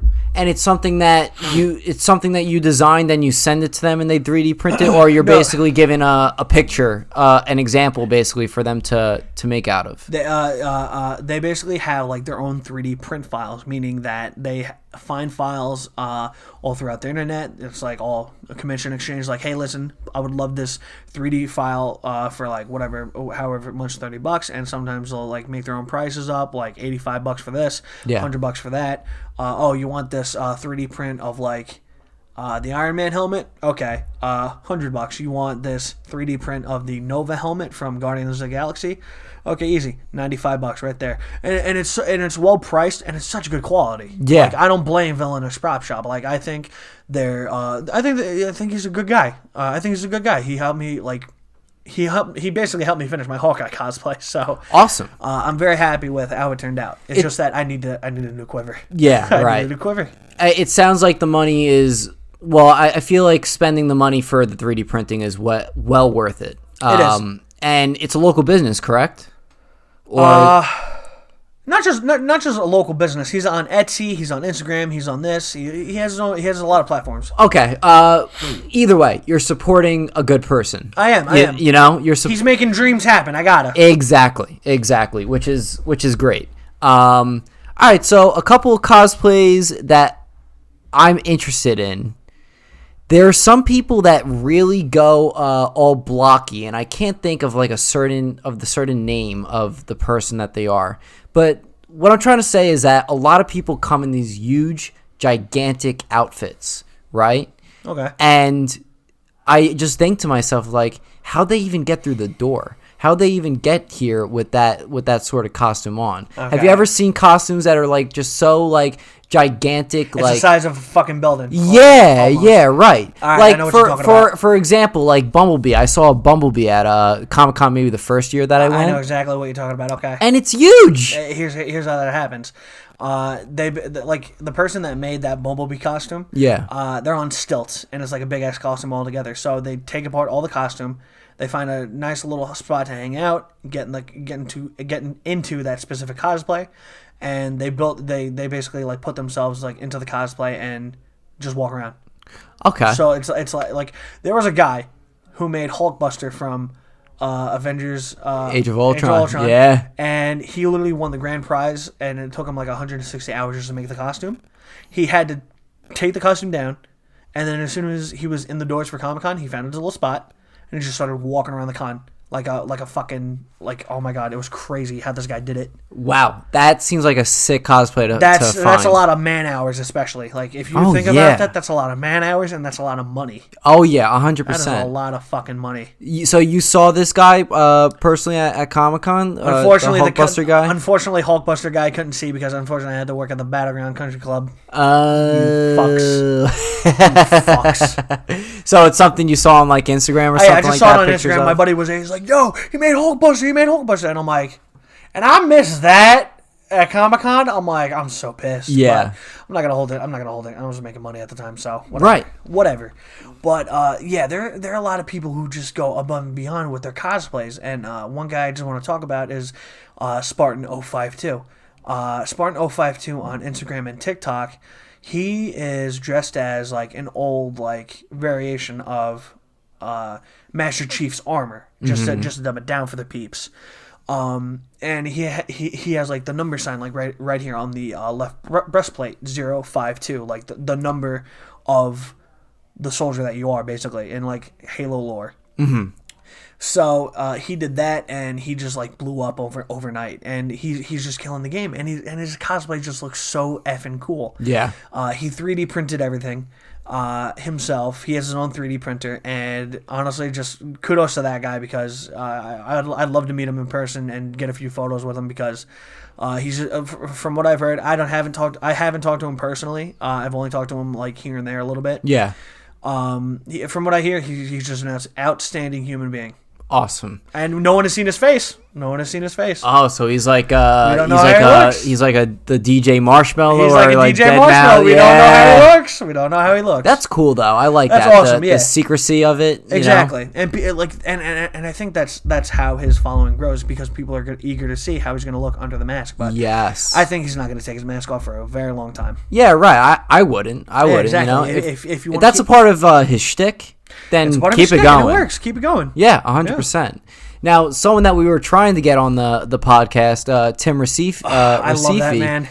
Dude, I didn't really talk to him that much, like in school and whatnot, but I knew of him and everything like that. And when I was thinking of the idea for this podcast, I was like, he would be a great person to have on as well. And I went through his Instagram the other day.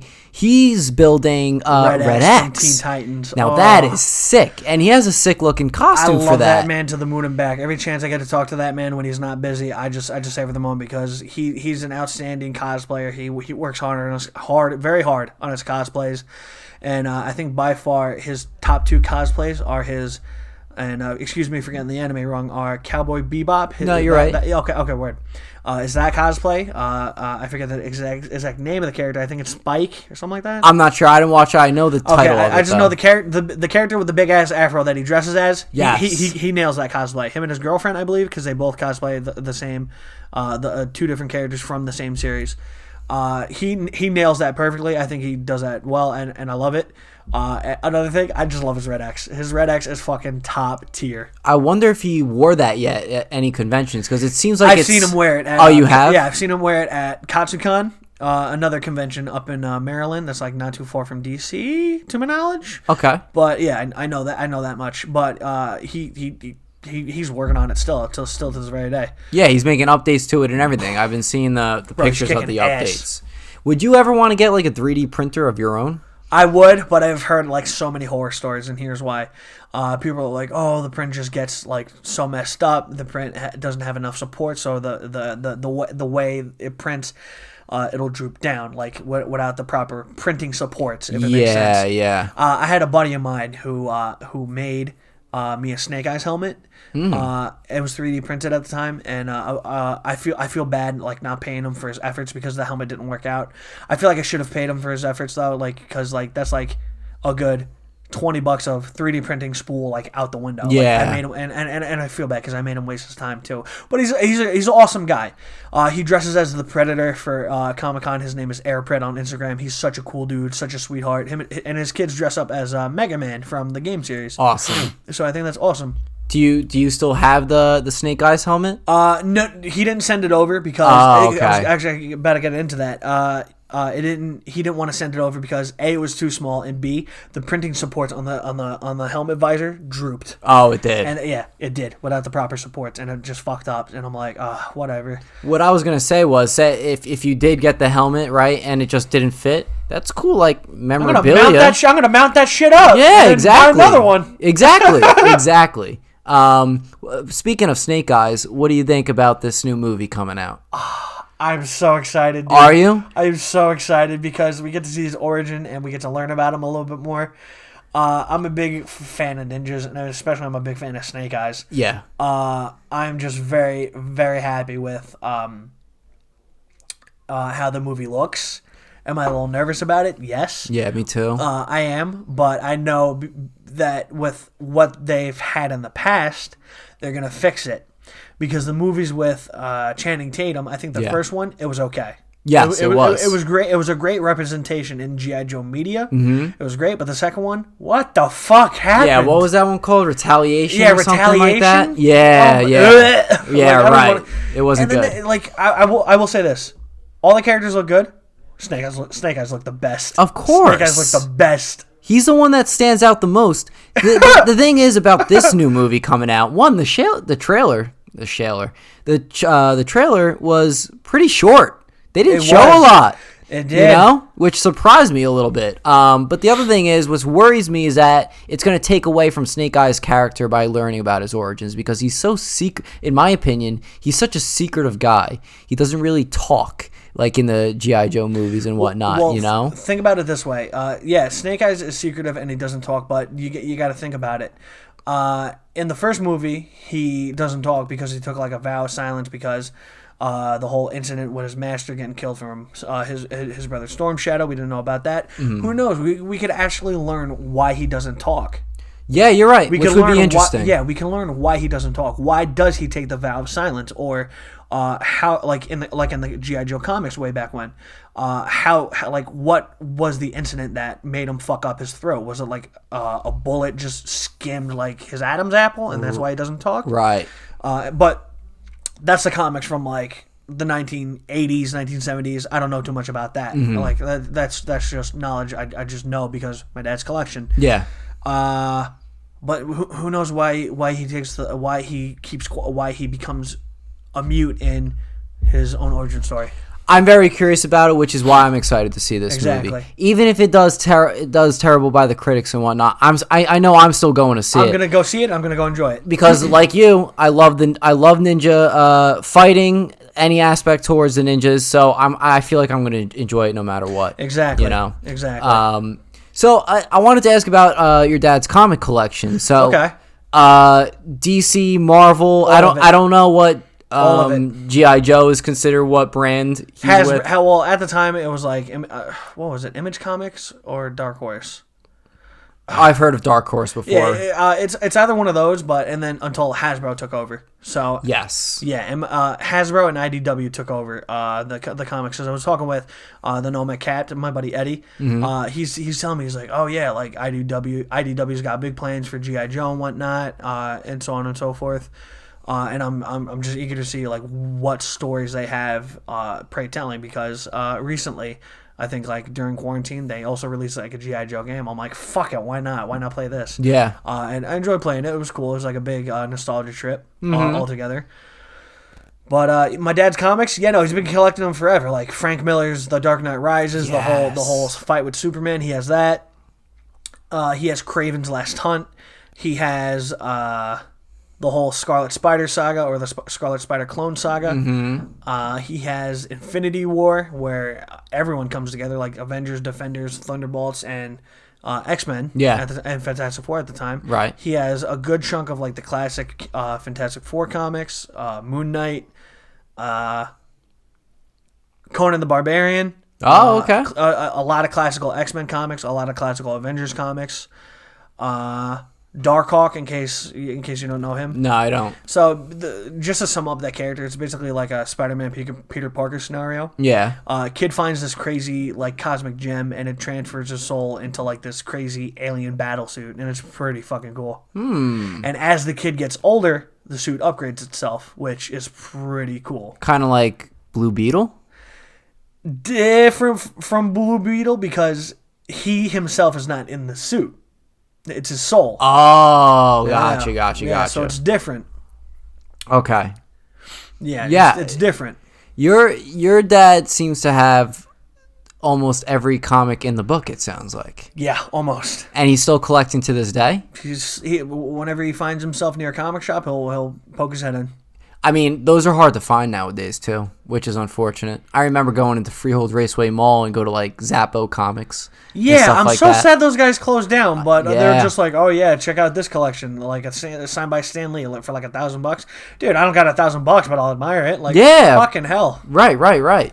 When I used to go into those comic book stores and I used to collect the Sonic the Hedgehog comics, which I actually enjoyed. I liked some of them. I didn't know, I played the video games, obviously, when I was younger, but looking at the comic books for Sonic the Hedgehog, I didn't realize there was a whole nother gallery of characters that Sonic interacts with. Like, I don't know if you're familiar with them, but there's, like, Princess Sally Acorn, Rotor, Rabot, Antone D. Coletti or whatever. Just a whole gallery of characters. And, of course, there's Tails, too. Okay. And, they add Knuckles down the line. And Shadow, Rouge, all those people. Okay. But what's the word for it? Just a whole huge gallery of brand new characters of Sonic the Hedgehog, which interested me. I know a kid who's just like so obsessed with Sonic. Like he just he's like his favorite. He'll just use him on Smash like every other day. He's like, oh, I'm so happy Sonic's in there. I'm like, bro, you're a cheapo with Sonic. Just stop playing around. Yeah, Sonic in Smash Bros. Sonic the Hedgehog I think is okay. I think he's kind of hard to control with how fast he is, and his moveset I don't think is that great. But Sonic in general, right? I think there needs to be a big reboot button on his games, man. Really? Yeah, I think the most recent video games of Sonic the Hedgehog have been god-awful. Except for Sonic Mania? Yes, Sonic Mania, which wasn't even made by Sega. Really? Yeah, and I don't know too much about Sonic. I just know, like, you gotta go fast. That's yeah, right. Did you see the movie? I don't, but I will say this about the movie: there is a second one coming. I know. I have you better keep this on. Well, it's not gonna be on the hush hush because it's gonna be on the fucking internet. Yeah. I don't care about this, but I got a buddy who got a buddy who got another buddy who has a cousin who's got another cousin who's working on the set of the second movie. Really? Yes, and he showed a picture of the effects artist using the plastic. How would I say this? The plastic mannequins of Sonic, Tails, and Knuckles. Oh, so Knuckles is right. I think Knuckles I did see. Yeah, Knuckles is in the second movie. Yep, that is freaking awesome. Knuckles is like one of my favorite characters besides Shadow the Hedgehog. Yeah, I do like Knuckles. I will say that. Yes, yeah. I also heard a rumor about the second movie that Knuckles is going to be working with Eggman in the beginning. Yeah, that's how it's going to start off, and then obviously he'll team out with Sonic at the end. But the Sonic I think needs a big reboot button. His games are just shit nowadays, in my opinion. I'm sorry to hear. Yeah, it's unfortunate. It really is. The only big issue I had with gaming was Halo 5, and unfortunately, the community as a whole did not take that well. Some people like it, some people do. Me, I'm just like the story's fucked up, but the multiplayer's good. So multiplayer's fun. Yeah, and story is important. Story is always important, especially with a game like Halo. Absolutely. Yeah, but multiplayer is what's gonna keep the people around. Yes. So that's also equally as important as well. Absolutely. So as long as the multiplayer was good, it lives a long life for absolutely for fans and whatnot. Yeah, absolutely. All right. So what do you want to cosplay as next? What do you want to work on, or what is something you might be working on now? Ask but do not tell, Sir Frank. I like it. I'm fucking with you. I'm more than happy to tell you what I'm working on. So cool. I want to start with my roster thus far. I want to lay everything out on the table for you because I have a lot. I have a lot going on in the cosplay world. Yeah. So far, I have done Nomad from Ghost Recon Breakpoint and Wildlands. Okay. Tom Clancy's Splinter Cell Sam Fisher. Mm-hmm. Tom Clancy's The Division, which I have yet to show off. Cyclops, Hawkeye, Snake Eyes, but I'm still working on his helmet. Snake Eyes is done. I'm just still in the work in progress phase. Mm-hmm. And we also have Winter Soldier, Captain America, and kind of a tactical-esque Star-Lord, we'll say, but he really doesn't count. So altogether, I have 9 cosplays. The Captain America one, you've kind of been teasing on your Instagram a little bit, no? No. Well, it was at that time, my old friends pitched in for my Captain America suit at the time. It was like a $400 suit. I'm like, I'm not going to let this go to waste. I'm going to use it as much as I can. Hell yeah. So I got an idea, and I go, why not mix part of my Ghost Recon cosplay with the Captain America cosplay? And that's how my tactical Captain America was kind of born, or breathed into fruition a little bit. Yeah. But I have posted a edited picture from my one friend who made the picture for me, and it's like of like a Battlefield-esque looking. That's what I'm talking about. Yes. Yeah, I definitely want to do some like more photo shoots with him because I feel like a lot of people would enjoy him. That picture came out great. You got to send that to me so while we're talking about it, I could edit it. Yeah, into no, the, I'm into more the than frame. I'm more than happy to send it to you. Yeah. My one friend from France, and God bless her soul. She made the picture. I'm like, hey, I was just wondering if I could do a commission with you. Here's this picture, and here's what I would like to go on in the picture. She goes, oh yeah, I'll get it to you in like the next 2 days. 2 days flies by. She sends me the picture. I'm like, you did a tremendous job with this picture. Yeah. I was blown away with the detail and how it looked. I was just doing like a silly little photo shoot in my backyard one day, and she took that picture and she made like something crazy out of it. That's awesome. And it like just picture like the Battlefield 3 game cover. Yes. But with my edit, like Battlefield Captain America, you know what I mean? Yes, and yeah. It was so cool how she made that. I was just like blown away with the detailing and how she was able to do it. It was just so cool. That came out great. I think you should start doing that more often when you put on one of your cosplays and whatnot. Have someone there to take photos and everything like that. Or take the photos yourselves and just send them over to people that could edit cool stuff like that. I do. As of recently, I did a photo shoot in my Cyclops cosplay with my buddy Christopher, Christopher Bates, photography on Instagram. Okay. And I was just so nervous because I've never done like a legitimate photo shoot outside of Comic-Con. Yeah. And I was just so nervous, and we were in like our own like little secret sector away from like everyone else. I'm like, okay, this isn't so bad now. Yeah. But it was still in public, so I had a lot of fun. We went to like this abandoned part of the park, which was still considered illegal by the public. Right. Took some pictures, got that done, and I'm like, dude, thank you so much. And he's working on the pictures still as we speak, so I'll post those a little bit later on as time goes on. Awesome! I can't wait to see those. Yeah, no, I'm eager because he's gonna do like all the effects with the Cyclops laser and so on and so forth. Yeah. These pictures just look so effing cool. I'm happy with how they turned out. I am. So when you were talking about before that you were nervous, just being in like public, not in a Comic-Con setting sort of deal, dressed up in the costume. Yeah. I totally feel you on that because even when because we took the train into the city from Jersey to the city and whatnot to go to Comic-Con. And, I was already dressed up in full costume, the train and everything like that, oh, boy. And the other thing was I was the only one out of my group that cosplayed. So it was me as the Joker. And then I just had Joe next to me and Jesse next to me.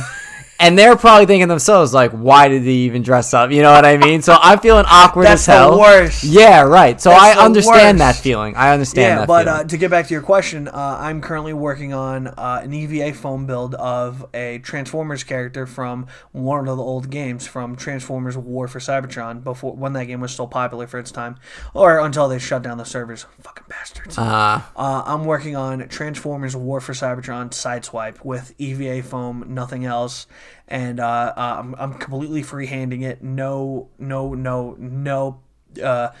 formats whatsoever. No 3D printing whatsoever. All EVA foam and whatever else I can make it out of. Is that Transformer one of the bigger ones, or is he like more normal size Transformer? He's like. Let's put this into comparison. Optimus Prime, big dude, yeah, fucking huge. Yeah. Let's just say a character like Sideswipe. He's the same, and especially from the video game itself, he's the same size as Bumblebee, and Bumblebee reaches up to Optimus Prime's like forearm. Right. Basically. Okay. Very cool. So you want to do the stilts too and everything like that? I will not be doing stilts. It's actually all going to be comprised out of EVA foam and minus the stilts. Wow. Yeah, so it's going to take a lot of like blood, sweat, tears, paint, and EVA foam. A lot of EVA foam. That's probably going to take you maybe a little more than a year, you think? A little bit more than a year because I had to put the whole project together on hold because we have cousins coming over from my little sister's graduation. Unfortunately. Oh, gotcha. So I just have to put everything cosplay related on hold. Yeah. So aside from Sideswipe, I definitely want to do U.S. Agent from Bucky. From Hell yeah. From the Bucky and Falcon show. Yeah. I want to do John Walker. I love John Walker's fucking character. Yeah. I don't care what anyone says about him. I don't care how bad of a character everyone thinks he is. He's a good character. He's a tragic hero. And fuck everybody else's opinion. I know. You've been preaching about Walker a lot on your Instagram and whatnot. Yeah. When Falcon and Winter Soldier was airing and whatnot. Oh yeah. And listen, he is a good character. Yes, he is. If he wasn't a good character, everyone would hate him. Everyone would hate him. Exactly. It's like a Game of Thrones Joffrey situation. Like you're meant to hate that character. Boom. And he kind of redeems himself at the end of the Falcon and Winter Soldier. Yes, he does. I was talking with these people on Discord, and they're like, "John Walker's a fucking asshole. He almost killed Carly." And I go, "But you completely missed the part where he basically redeemed himself. He looked at Carly. He looked at the van that was about to fall with all the senators in it, and he pulled the van until he was like hit from the back by the flag smashers. Yes. And I'm just like, you completely let that go over your fucking head, and it's so fucking obvious in the last episode. Yeah. But let me tell you something. The last episode where he's actually in his U.S. agent costume, the all black and red and white colors, I need that costume in my closet right the fuck now. I need it right now. I got another cosplay friend of mine, a buddy named Allie the Titan on TikTok and Instagram. Mm-hmm. He does John Walker. And the suit looks really, really good on him. The only thing I might want to like help him out with is like finding him like a better helmet. Okay. I think the helmet that came with it looks okay, but it's not the best. But I'm sure if I send him like the right helmet with like the right design, right, he'll be fine. Right. I learned to love John Walker too. I was one that hated him in the beginning too, like sort of like not my Captain America sort of deal. You know what I mean? Yeah. But like as soon as the hate for him began, I'm just like, fuck y'all. I'm happy he's here. Yeah. Oh, don't get me wrong. He's a part of the Marvel comics. He's a part of the Marvel universe. Yes, bring him in here. Absolutely. Yeah, and it's teasing up Thunderbolts, no? Yeah. Oh yeah. Oh, exactly. With what's her name? The lady from Seinfeld? Yeah, she's supposed to be Lady Hydra, right? Yeah, Madam Hydra. Madam Hydra. Madam Viper, Madam Hydra. I believe. I forget, but I forget the different something of that nature, right? She definitely works for fucking Hydra. Yeah, Evil right. Bitch. But no. So here's why I like John Walker so much, and a lot of people are like, "Oh, how could you like such a heartless character like John Walker?" And I go, well, I easily connected the two dots as soon as I saw the scene where he brutally fucking executed that flag smasher. Yeah. I put these two dots together, and here's why. In Gears of War 3, when you played Gears of War, right? Yeah. The campaign, you're well versed in it. Not well versed in it, but I did play 3. That was with his father. Yes. Yeah. So in Gears of War 3, when Marcus kills the leader of the enemy, the Locust Queen, and he stabs her, and he says, "You feel that, bitch? That's from everyone you killed, and this is from my brother Dom." As Marcus Phoenix kills the Locust Queen, that right then and there, I'm just like, if I saw my homeboy get schmeckledorfed, that's exactly how I'm gonna do it. That's exactly how I'm going to do it. Yeah. And another reason why I like him, because the second reason why I like him so much, because in the comics, he's a bit of a lone wolf. And who else did this remind me of? Another video game character that this reminded me of? Noble Six from Halo Reach. Not too sure. Okay. So in case you haven't played, all right. So, oh my god, I feel like such a dork, dude. Like I'm like the biggest nerd of all time. No, man. All right. This is what this podcast is for, my man. Yeah, word. So I'm and again, thank you for having me on here. Oh, of course, dude. Again, so in Halo Reach, you're a part of like this special elite team called the Spartans. Basically, that's what Master Chief is. He's a Spartan super soldier. So you're a part of this team of elite super soldiers, and you're on this planet called Reach, where they mass produce those Spartan super soldiers. So the aliens come and invade, and basically at this point, all hope is lost for the planet. Like you can't save it, so you need to extract like the one thing that you can, and that's Cortana, the AI Master Chief's AI sidekick. So from there, some of his squad mates die, while one escapes and escorts the lady that the doctor that created Cortana There's this one guy from your team that escorts her off planet, safe and sound. Your last two squad mates die, and Noble Six, being the main character of the Halo Reach story, they say at the beginning of the story, like, we've read your file, it's in black and it's covered in blank ink, but we know you're a lone wolf. We're a team, we work together. So get that shit out of your head. Mm-hmm. So it's kind of funny how some of these characters die. One character, Demolition, dies in an explosion. One character, Intelligent, dies from a bullet to the head, dies from a bullet to the head, basically. Mm-hmm. The squad leader dies saving the squad. The close quarter combat guy dies with a sword in his back, basically, and the lone wolf, Noble Six, dies alone because he's the only one left. He's the only human left on the planet, basically, mm-hmm. and he's like, you know what? If I'm gonna go down, I'm gonna go down swinging. Yeah. And some say he died while all the aliens were coming at him from all angles.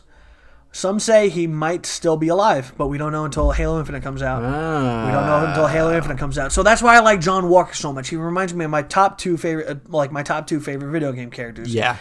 The dude from Halo Reach, Noble Six, and Marcus Phoenix. Because if like the way Lamar died, and I tried explaining it the best I can, and some of my friends who are veterans were like, dude, I love John Walker because of this reason. Like, if I saw my best friend get killed by a terrorist super soldier, that's how I would want to send a message, like, I'm coming for you as hard as I can, so you better be ready. Right. But in John Walker's case, he knew right from wrong. He saw Carly, he saw the van that was tipping over, and instead he chose the van that was tipping over. So right then and there, he redeemed himself. Yeah. He's a tragic hero. Yes. He's a tragic hero, period. Yeah, he definitely gets a bad rap from a lot of people, from like the characters in the Marvel Universe and the fans outside of that Marvel Universe. Exactly. You know? People are like, no, he's the bad guy. And I go, then y'all must have not seen the entire series as a whole then. Yeah, right, exactly.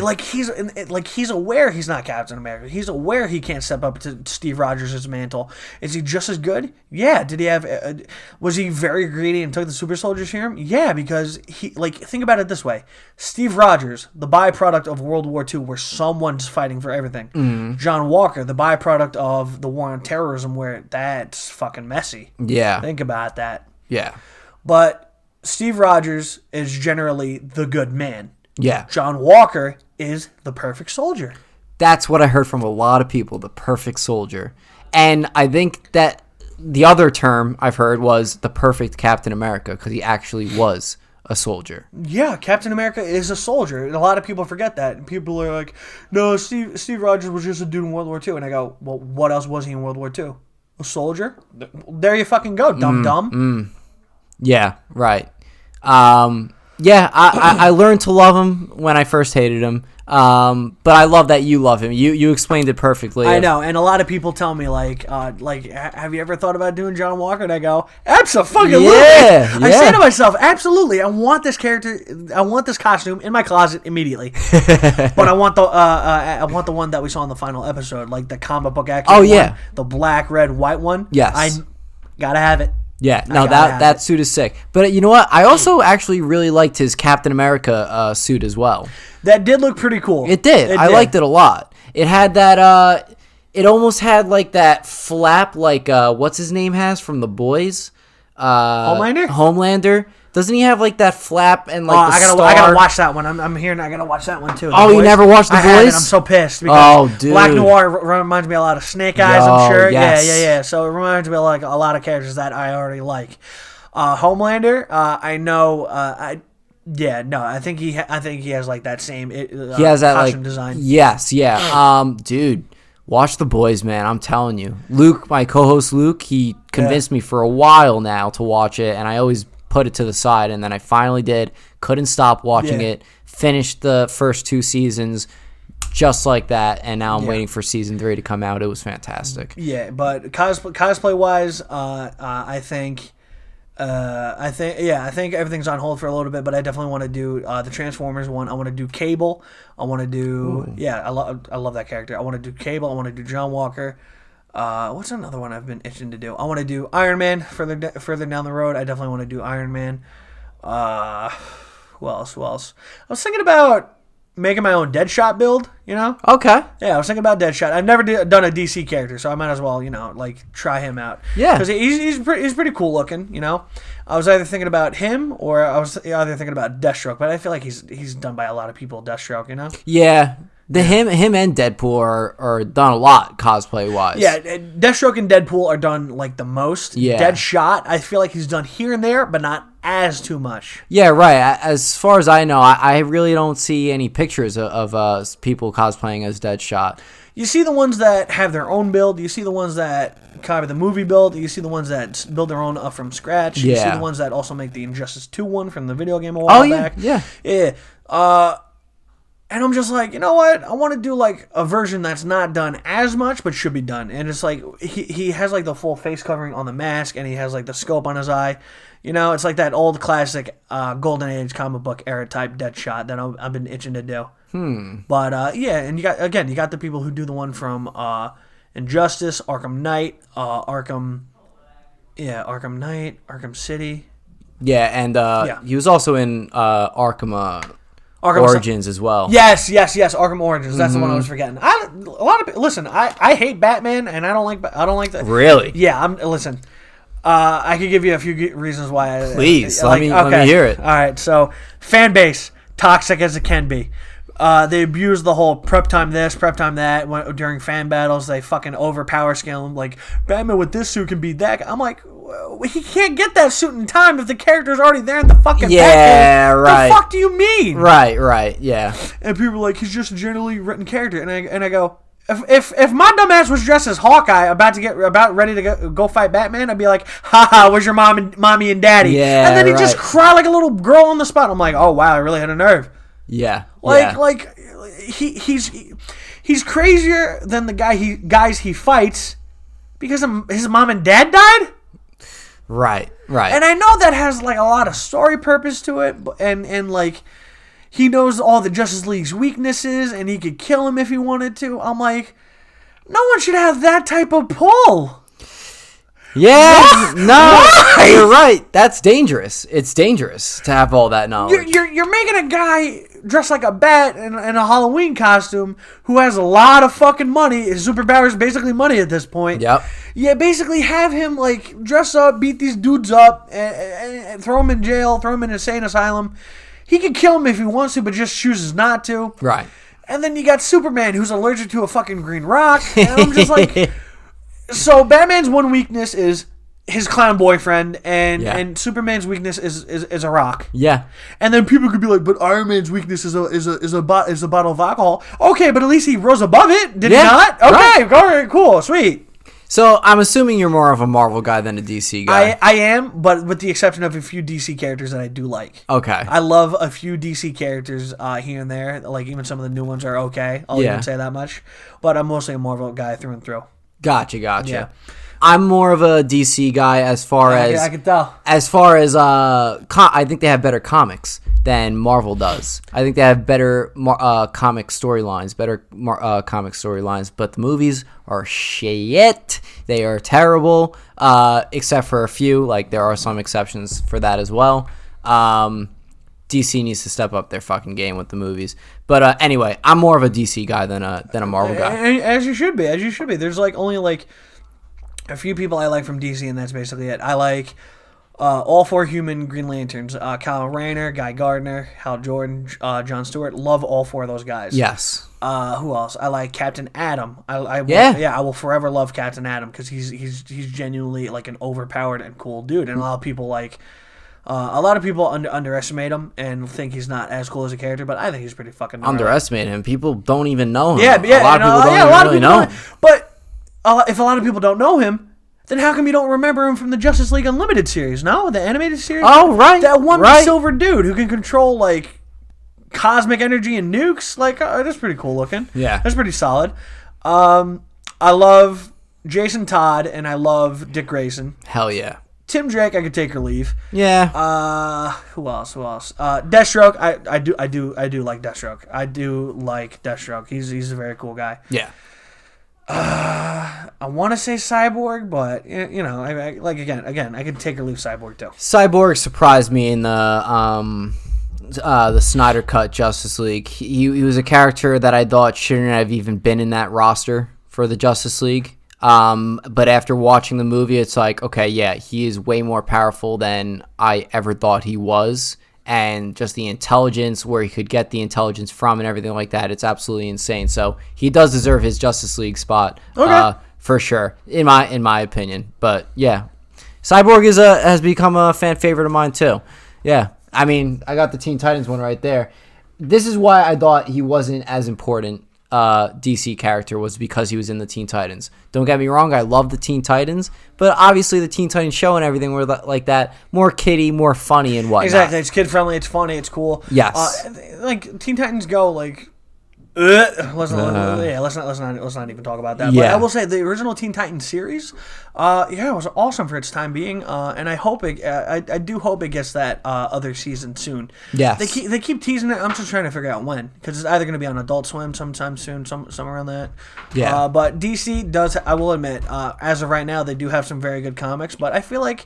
Some of the Spider-Man comics that are coming out, like Spider-Geddon and all this, like the whole Spider-Man multiverse mishmash. Yeah, I like how that's going. Some of the Illuminati stuff where they kill off Namor, where Black Panther kills off Namor in like the smartest way possible. Even Reed Richards in the Fantastic Four was like, dude, I'm smarter than you, but that's fucking cruel. How you fucking killed him off? He kills him off with like this, this one big part of like the earth crumbling down into like his kingdom, or like his kingdom of Atlantis, and that's how he like supposedly dies. Okay. But then he comes back again soon. Yeah, he doesn't die, but a lot of people underestimate some of the older Marvel story arcs, like Avengers vs. X-Men. I thought that was the greatest story arc ever. Civil War parts 1, 2, 3, 4, 5, and 6. I thought those were all awesome too. I thought those were amazing. Civil War, you said? Civil War. Like Civil War. Yeah, my bad. Like Captain America Civil War? Yes. But in the comics, where they have all the characters. Yeah. They have all the characters. And even some of the characters like some of the underground characters are killed off, like Goliath. Not necessarily, like, some of the villains were killed off, but you know how Punisher is. He just hates all the fucking villains. Yeah, right. He hates all the villains. And a lot of people forget this, too, that Punisher even wore the title for Captain America when Captain America got arrested in Civil War. Oh, really? Yes, he did. Yes, he did. I did not know that. He called himself for a little while Captain Punisher, and he just went around like giving Iron Man problems. He's like, I thought we arrested Steve Rogers. Who the fuck is this guy? And it's like, it's Frank Castle. And Stark is like, oh boy. Oh fuck. Yeah. Oh fuck. All right, Frankie boy, we gotta talk about. No, like Frank. I thought you were bringing up something else. He's like, hey, Frank Castle, we got to talk. I need you to stop killing my guys. And he's like, why'd you lock Captain America up? Because reasons. But other than that, I think the Civil War story arc was great. Yeah. I think the whole symbiote poison story arc was great. That's when like all the Marvel characters, who have been attached to the Venom symbiote, come together in like this big multiverse part. They're like, hey, listen, we got to come together and beat these things called the poisons. And the poisons basically take over the symbiote, and meaning that the symbiote is left, but the person who originally wore it is like gone. Like they're dead within the symbiote suit. Like you can no longer you can't help them. And I thought it was an interesting story arc because you got all these other characters like Blade coming back, Cable, the X-Force coming back. And you got to see like some of your like favorite characters like wear it. You get to see Spider-Man wear it again. You get to see Agent Venom become anti-Agent Venom. You get to see. Oh, I've heard of him. Exactly. Before. Yeah. And you get to see Eddie Brock come back. You see Falcon wear a symbiote. You see Nova wear a symbiote. The Avengers come together. Reed Richards is wearing one. The Thing. Wolverine. Wolverine is so fucking cool with the symbiote. I bet. Yeah. Oh my god. And it's just so cool how like all these other characters come together and they just have like these symbiote suits. That's because like in the story they go to the symbiote homeworld and they're like all gone, and that's because they're being used to create more like of these poisoned characters, if that makes any sense. Like the zombified symbiote characters, you know? Yes. Yeah. Like, and that's what they're called. And I honestly thought that story arc was so cool. It's just that people go on and say, like, but DC has better comics. And I go, because you're not taking the time to read all these other story arcs. Right. True. You see, but this is what I was talking about before, man, with the whole Venom not being part of the MCU and the opportunities that they're missing with other people wearing the symbiote suit. Like I mentioned before, it would be so sick. Yeah. And now that we have the rights to X-Men and Fantastic Four back, I'm eager to see where those guys fit, because there's going to probably be like this whole time discrepancy again. And who's another smart guy that they need to fix things? Richard Reeds and Tony Stark coming together. Yeah. Now, the Illuminati, that consisted of Tony, Mr. Fantastic, Doctor Strange, Black Panther, and Namor was in there too, right? And Namor, Professor Xavier, and Black Bolt from the Inhumans. And Black Bolt, yes. I find Black Bolt to be a very cool character, too. Black Bolt is an amazing fucking character. Yeah, they made that shitty-ass show that only lasted one season. I hope they redeem themselves with something better than that. They gotta. Yeah, for real. They have to. So here's how I see it this way. Like, in the comics, it was crazy what they did with the Illuminati. They shot Hulk up into space and then created I heard that, Hulk. yes. That was insane.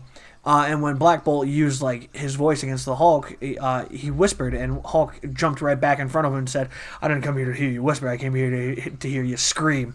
And then it was just like this whole crazy fight between the Hulk and Black Bolt. But Black Bolt has gone toe to toe with some strong ass characters, man. Yeah, he's gone toe to toe with a lot of crazy characters like Thanos, Hulk, Galactus, Silver Surfer.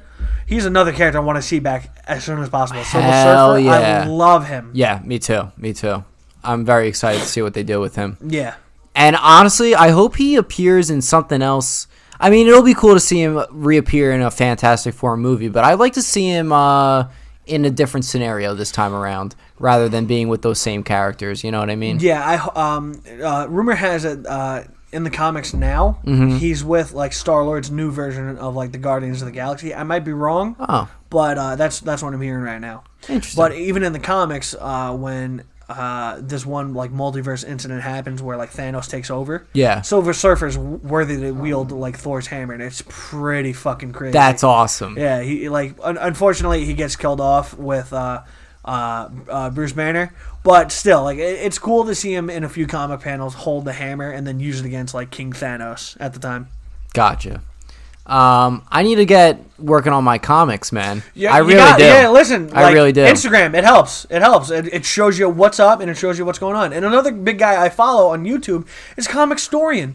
You gotta follow Comic Storian. He cuts down all the big crazy story arcs into like one sitting. He has like hour-long videos of like Civil War, Maximum Carnage, the symbiote thing I told you about with the poisons. Yeah. He has all of that. You see like guys like Falcon wearing symbiote suits, Nova wearing symbiote suits. You gotta text me this YouTube channel. I'm gonna check it out. Yeah, I definitely gotta send you the link. Yeah. But as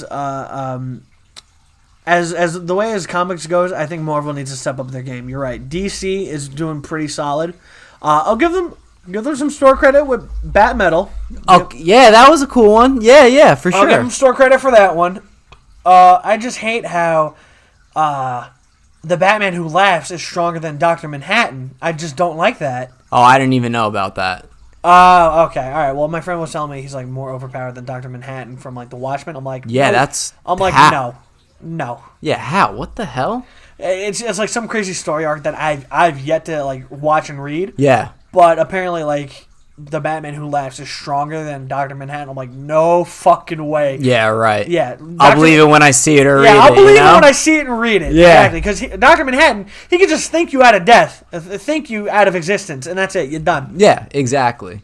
And he can come back to life however he pleases. Right. Watchmen is another thing they need to reboot. Well, they had that HBO show, which I didn't get to watch, but I heard it was very good. But I think a new movie would be sick to I definitely to see. would love to check that out. Yeah, for sure. And Zack Snyder directed the first Watchmen movie as well.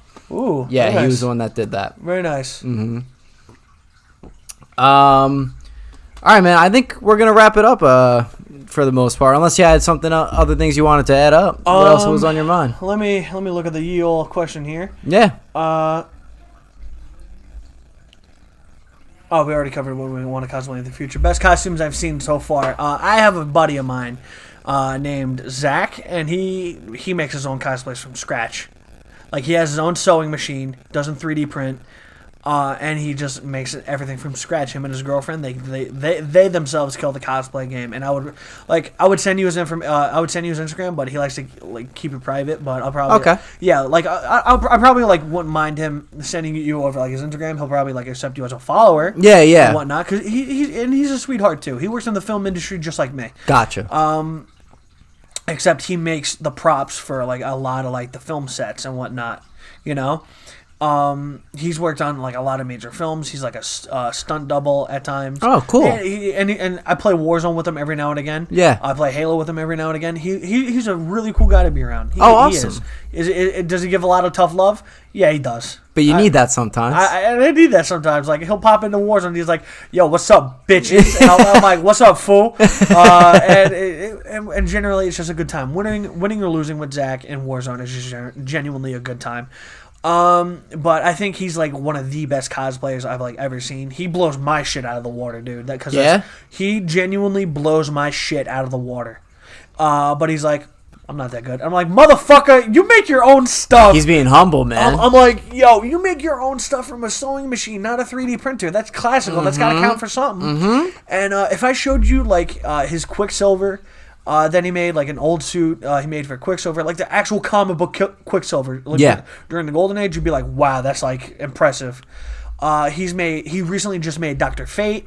Nice. He's finishing up Captain America from the comics.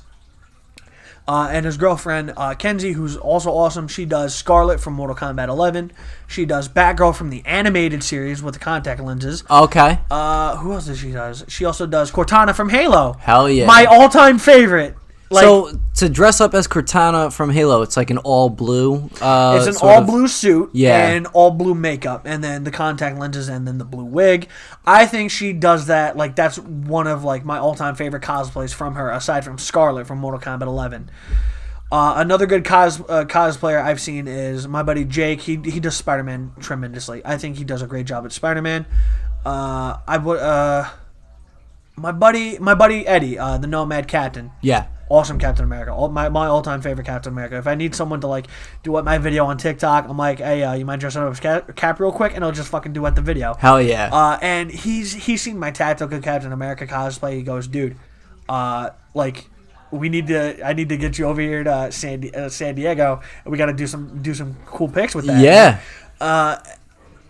And there are a lot of like other underground good cosplayers out there, like my buddy Ryan, my friend Kaya, my buddy Robert, and my other friend Rebecca. Like these are just random names. I'm just calling it. Like, I'm just telling you their names because I'm probably going to show them to you later on. Yeah. My friend Kaya, she does her own makeup. She does Domino from X-Force. Hell yeah. Like the comic book version, not like the new movie version. Yeah, right. With like the Dalmatian almost eye sort of. Yeah. Yep. So my buddy Ryan, he does a really awesome Beast Boy. He does a really he does Beast Boy, dude. He's a really cool fucking Beast Boy. Nice. And my friend Kaya, who I was telling you about, she does Raven, and they're in a relationship, so it fucking works out. Yeah. It fucking works out. My buddy Robert, he does Agent Venom. Cool. He does Agent Venom, not like Guardians of the Galaxy, like Avengers Agent Venom. Okay. He also does Dr. Fate, and he's big into like Roman history, and he does his own like Roman like the stuff behind Julius Caesar, like that type of. Okay. Yeah, he loves his history too. And my friend Rebecca, she does her own like little Spider-Girl version. She's also an artist in her free time, and like all these people are just so amazingly talented. Yeah. And I'm just lucky to be friends with them, and I'm genuinely lucky to be friends with them. I was about to say, dude, good for you for immersing yourself in that community and everything, and meeting all these people. At the time before the cosplay community itself started becoming like toxic, or gatekeepish. Mm-hmm. That's when I started making friends, and now it's like I can't even get like, you know, the new kids who are pulling in all these followers left and right to fucking follow me, you know? Yeah. It's like I got to prove to them, like, us old guys, we still got it. Right. And we can blow you out the water too. But then again, some of these new kids, they look like the actor a little bit, but I don't think that gives them the right to claim the character. You know what I mean? Oh no. Absolutely not. I fucking hate that. Absolutely not. But just to wrap up with this one tidbit, just because you look like the Dollar Tree version of an actor, doesn't make you famous. It doesn't make you that person. No, it doesn't. And just because you're doing that, you're making the little guys like me look bad. Like, yeah. Like, you're making this is why the cosplay community is so separated, because they're too busy geeking over you instead of, like, you know, actually checking us out and looking at the effort that we put into our cosplays. Right. And yet here you are with resting bitch face Captain America. Right. And it just does not work out. I'm sure the only reason they get their followers, sure, they might have a great costume, but it is because they look like the actor and whatnot. I hate it so much sometimes. Like, it's like, yeah, you look like the actor, but thank God you're not actually him. Yeah, right. Right, yeah, 100%. Exactly. But, yeah, no, man. Like, again, cosplays for... and I'll leave off with this. Cosplays for everybody. You could pull some stuff out of your closet and then do your Joker makeup, and you're the Joker. Boom. You just gotta look. Do your best to represent and look like the Joker from either the movies, the comics, whatever. Yeah. And then you're the Joker. You could throw a robe over yourself and call yourself a Jedi Master or a Jedi Knight. And there you go. You're a Jedi Master and you're a Jedi Knight. Right. You could put together an airsoft vest. Paint the Punisher skull on it in all black or white, whichever your preference may be. And there you go. You're the tactical Punisher. Right. Who cares? The ideas with cosplay are so endless, and it's just getting to the area now where it's like people do basic and they get noticed for it. Me and my friends, we put our effort into it, and we barely get, like, recognition. And I just think at this moment in time, it's unfair. Unfair and very frustrating too. It is because of the amount of effort and time that you're putting into it. It is. I got my buddy Jake put together his old Star-Lord uniform, and you know, he barely got recognized for it until he started doing SpiderMan and Winter Soldier from Falcon and Winter Soldier. But again, I'll leave off with that. Cosplays for everybody. You want to do the best version of that character? Go ahead and do the best version of that fucking character, and I'll call you the Joker. Right. Yeah, I'm going to call you the Riddler. I'm going to call you the Joker. Hell, I did a shitty Hawkeye one year, and people still knew me as Hawkeye. So I'm going to go do a shitty Hawkeye. There you go.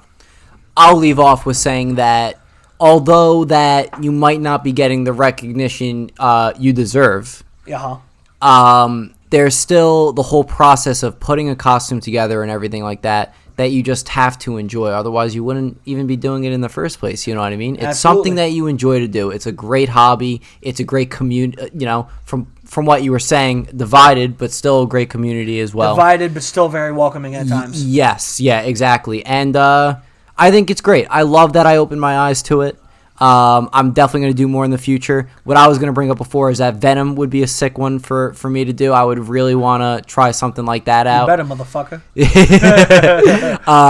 Yeah, that's one I would really love to try out. And yeah, I'll keep you updated on ideas and everything that I have. Yeah, please do. And I'd love your suggestions and advice and everything. Dude, I'm here for it, man. You ever have any questions? Do not be scared to hit me up. Hell yeah, man. Awesome. Anthony, thank you for being on the pod, Frankie, my man. Thank you for fucking having my geeky ass on here. Dude, I'm glad you came on finally, and we'll definitely have you on again in the future as well. Oh, dude, I definitely want to get on Angelo next time. Yes, 100%. I love Angelo, dude. Hell yeah, man. All right, and yeah, with that being said, I hope you enjoyed this episode, and if you did, make sure to like, subscribe, and share, and also follow us on Instagram at Podcast with Frank. I'll be putting clips of the podcast and other projects that I'm working on there for you to check out. We're also on Facebook and Twitter now at Frank Videos, so make sure to follow us on those platforms as well. And with all that being said, have a good night. Peace out. Follow up, cocksuckers. I didn't really put them in order, so I'm just going to go off the top of my list. You're good, bro. Joanna versus Zhang. Dude, That fight was nuts, man. Wild UFC fight. 248 is the fight right before Izzy and Yoel, which is a snooze fest. Exactly. But this one, man, But- that fight was I did not expect that at all, man. No. Me and all my buddies were on the edge of our seats, standing up, yelling at the TV. My dad was watching. He's like against UFC because he's a big boxing fan. But yeah, no, that fight was nuts. The big contusion that she had on her head, like an alien at the end. I mean, everything about it was crazy. Dude, looked Insane. like an alien. You got to look up the picture of that girl after the fight. Trained. Oh my God, I remember seeing this. Sorry. Dude, isn't it crazy? Yes. Yeah, how nuts Dude. is that? You want to know what I typed in? UFC alien head.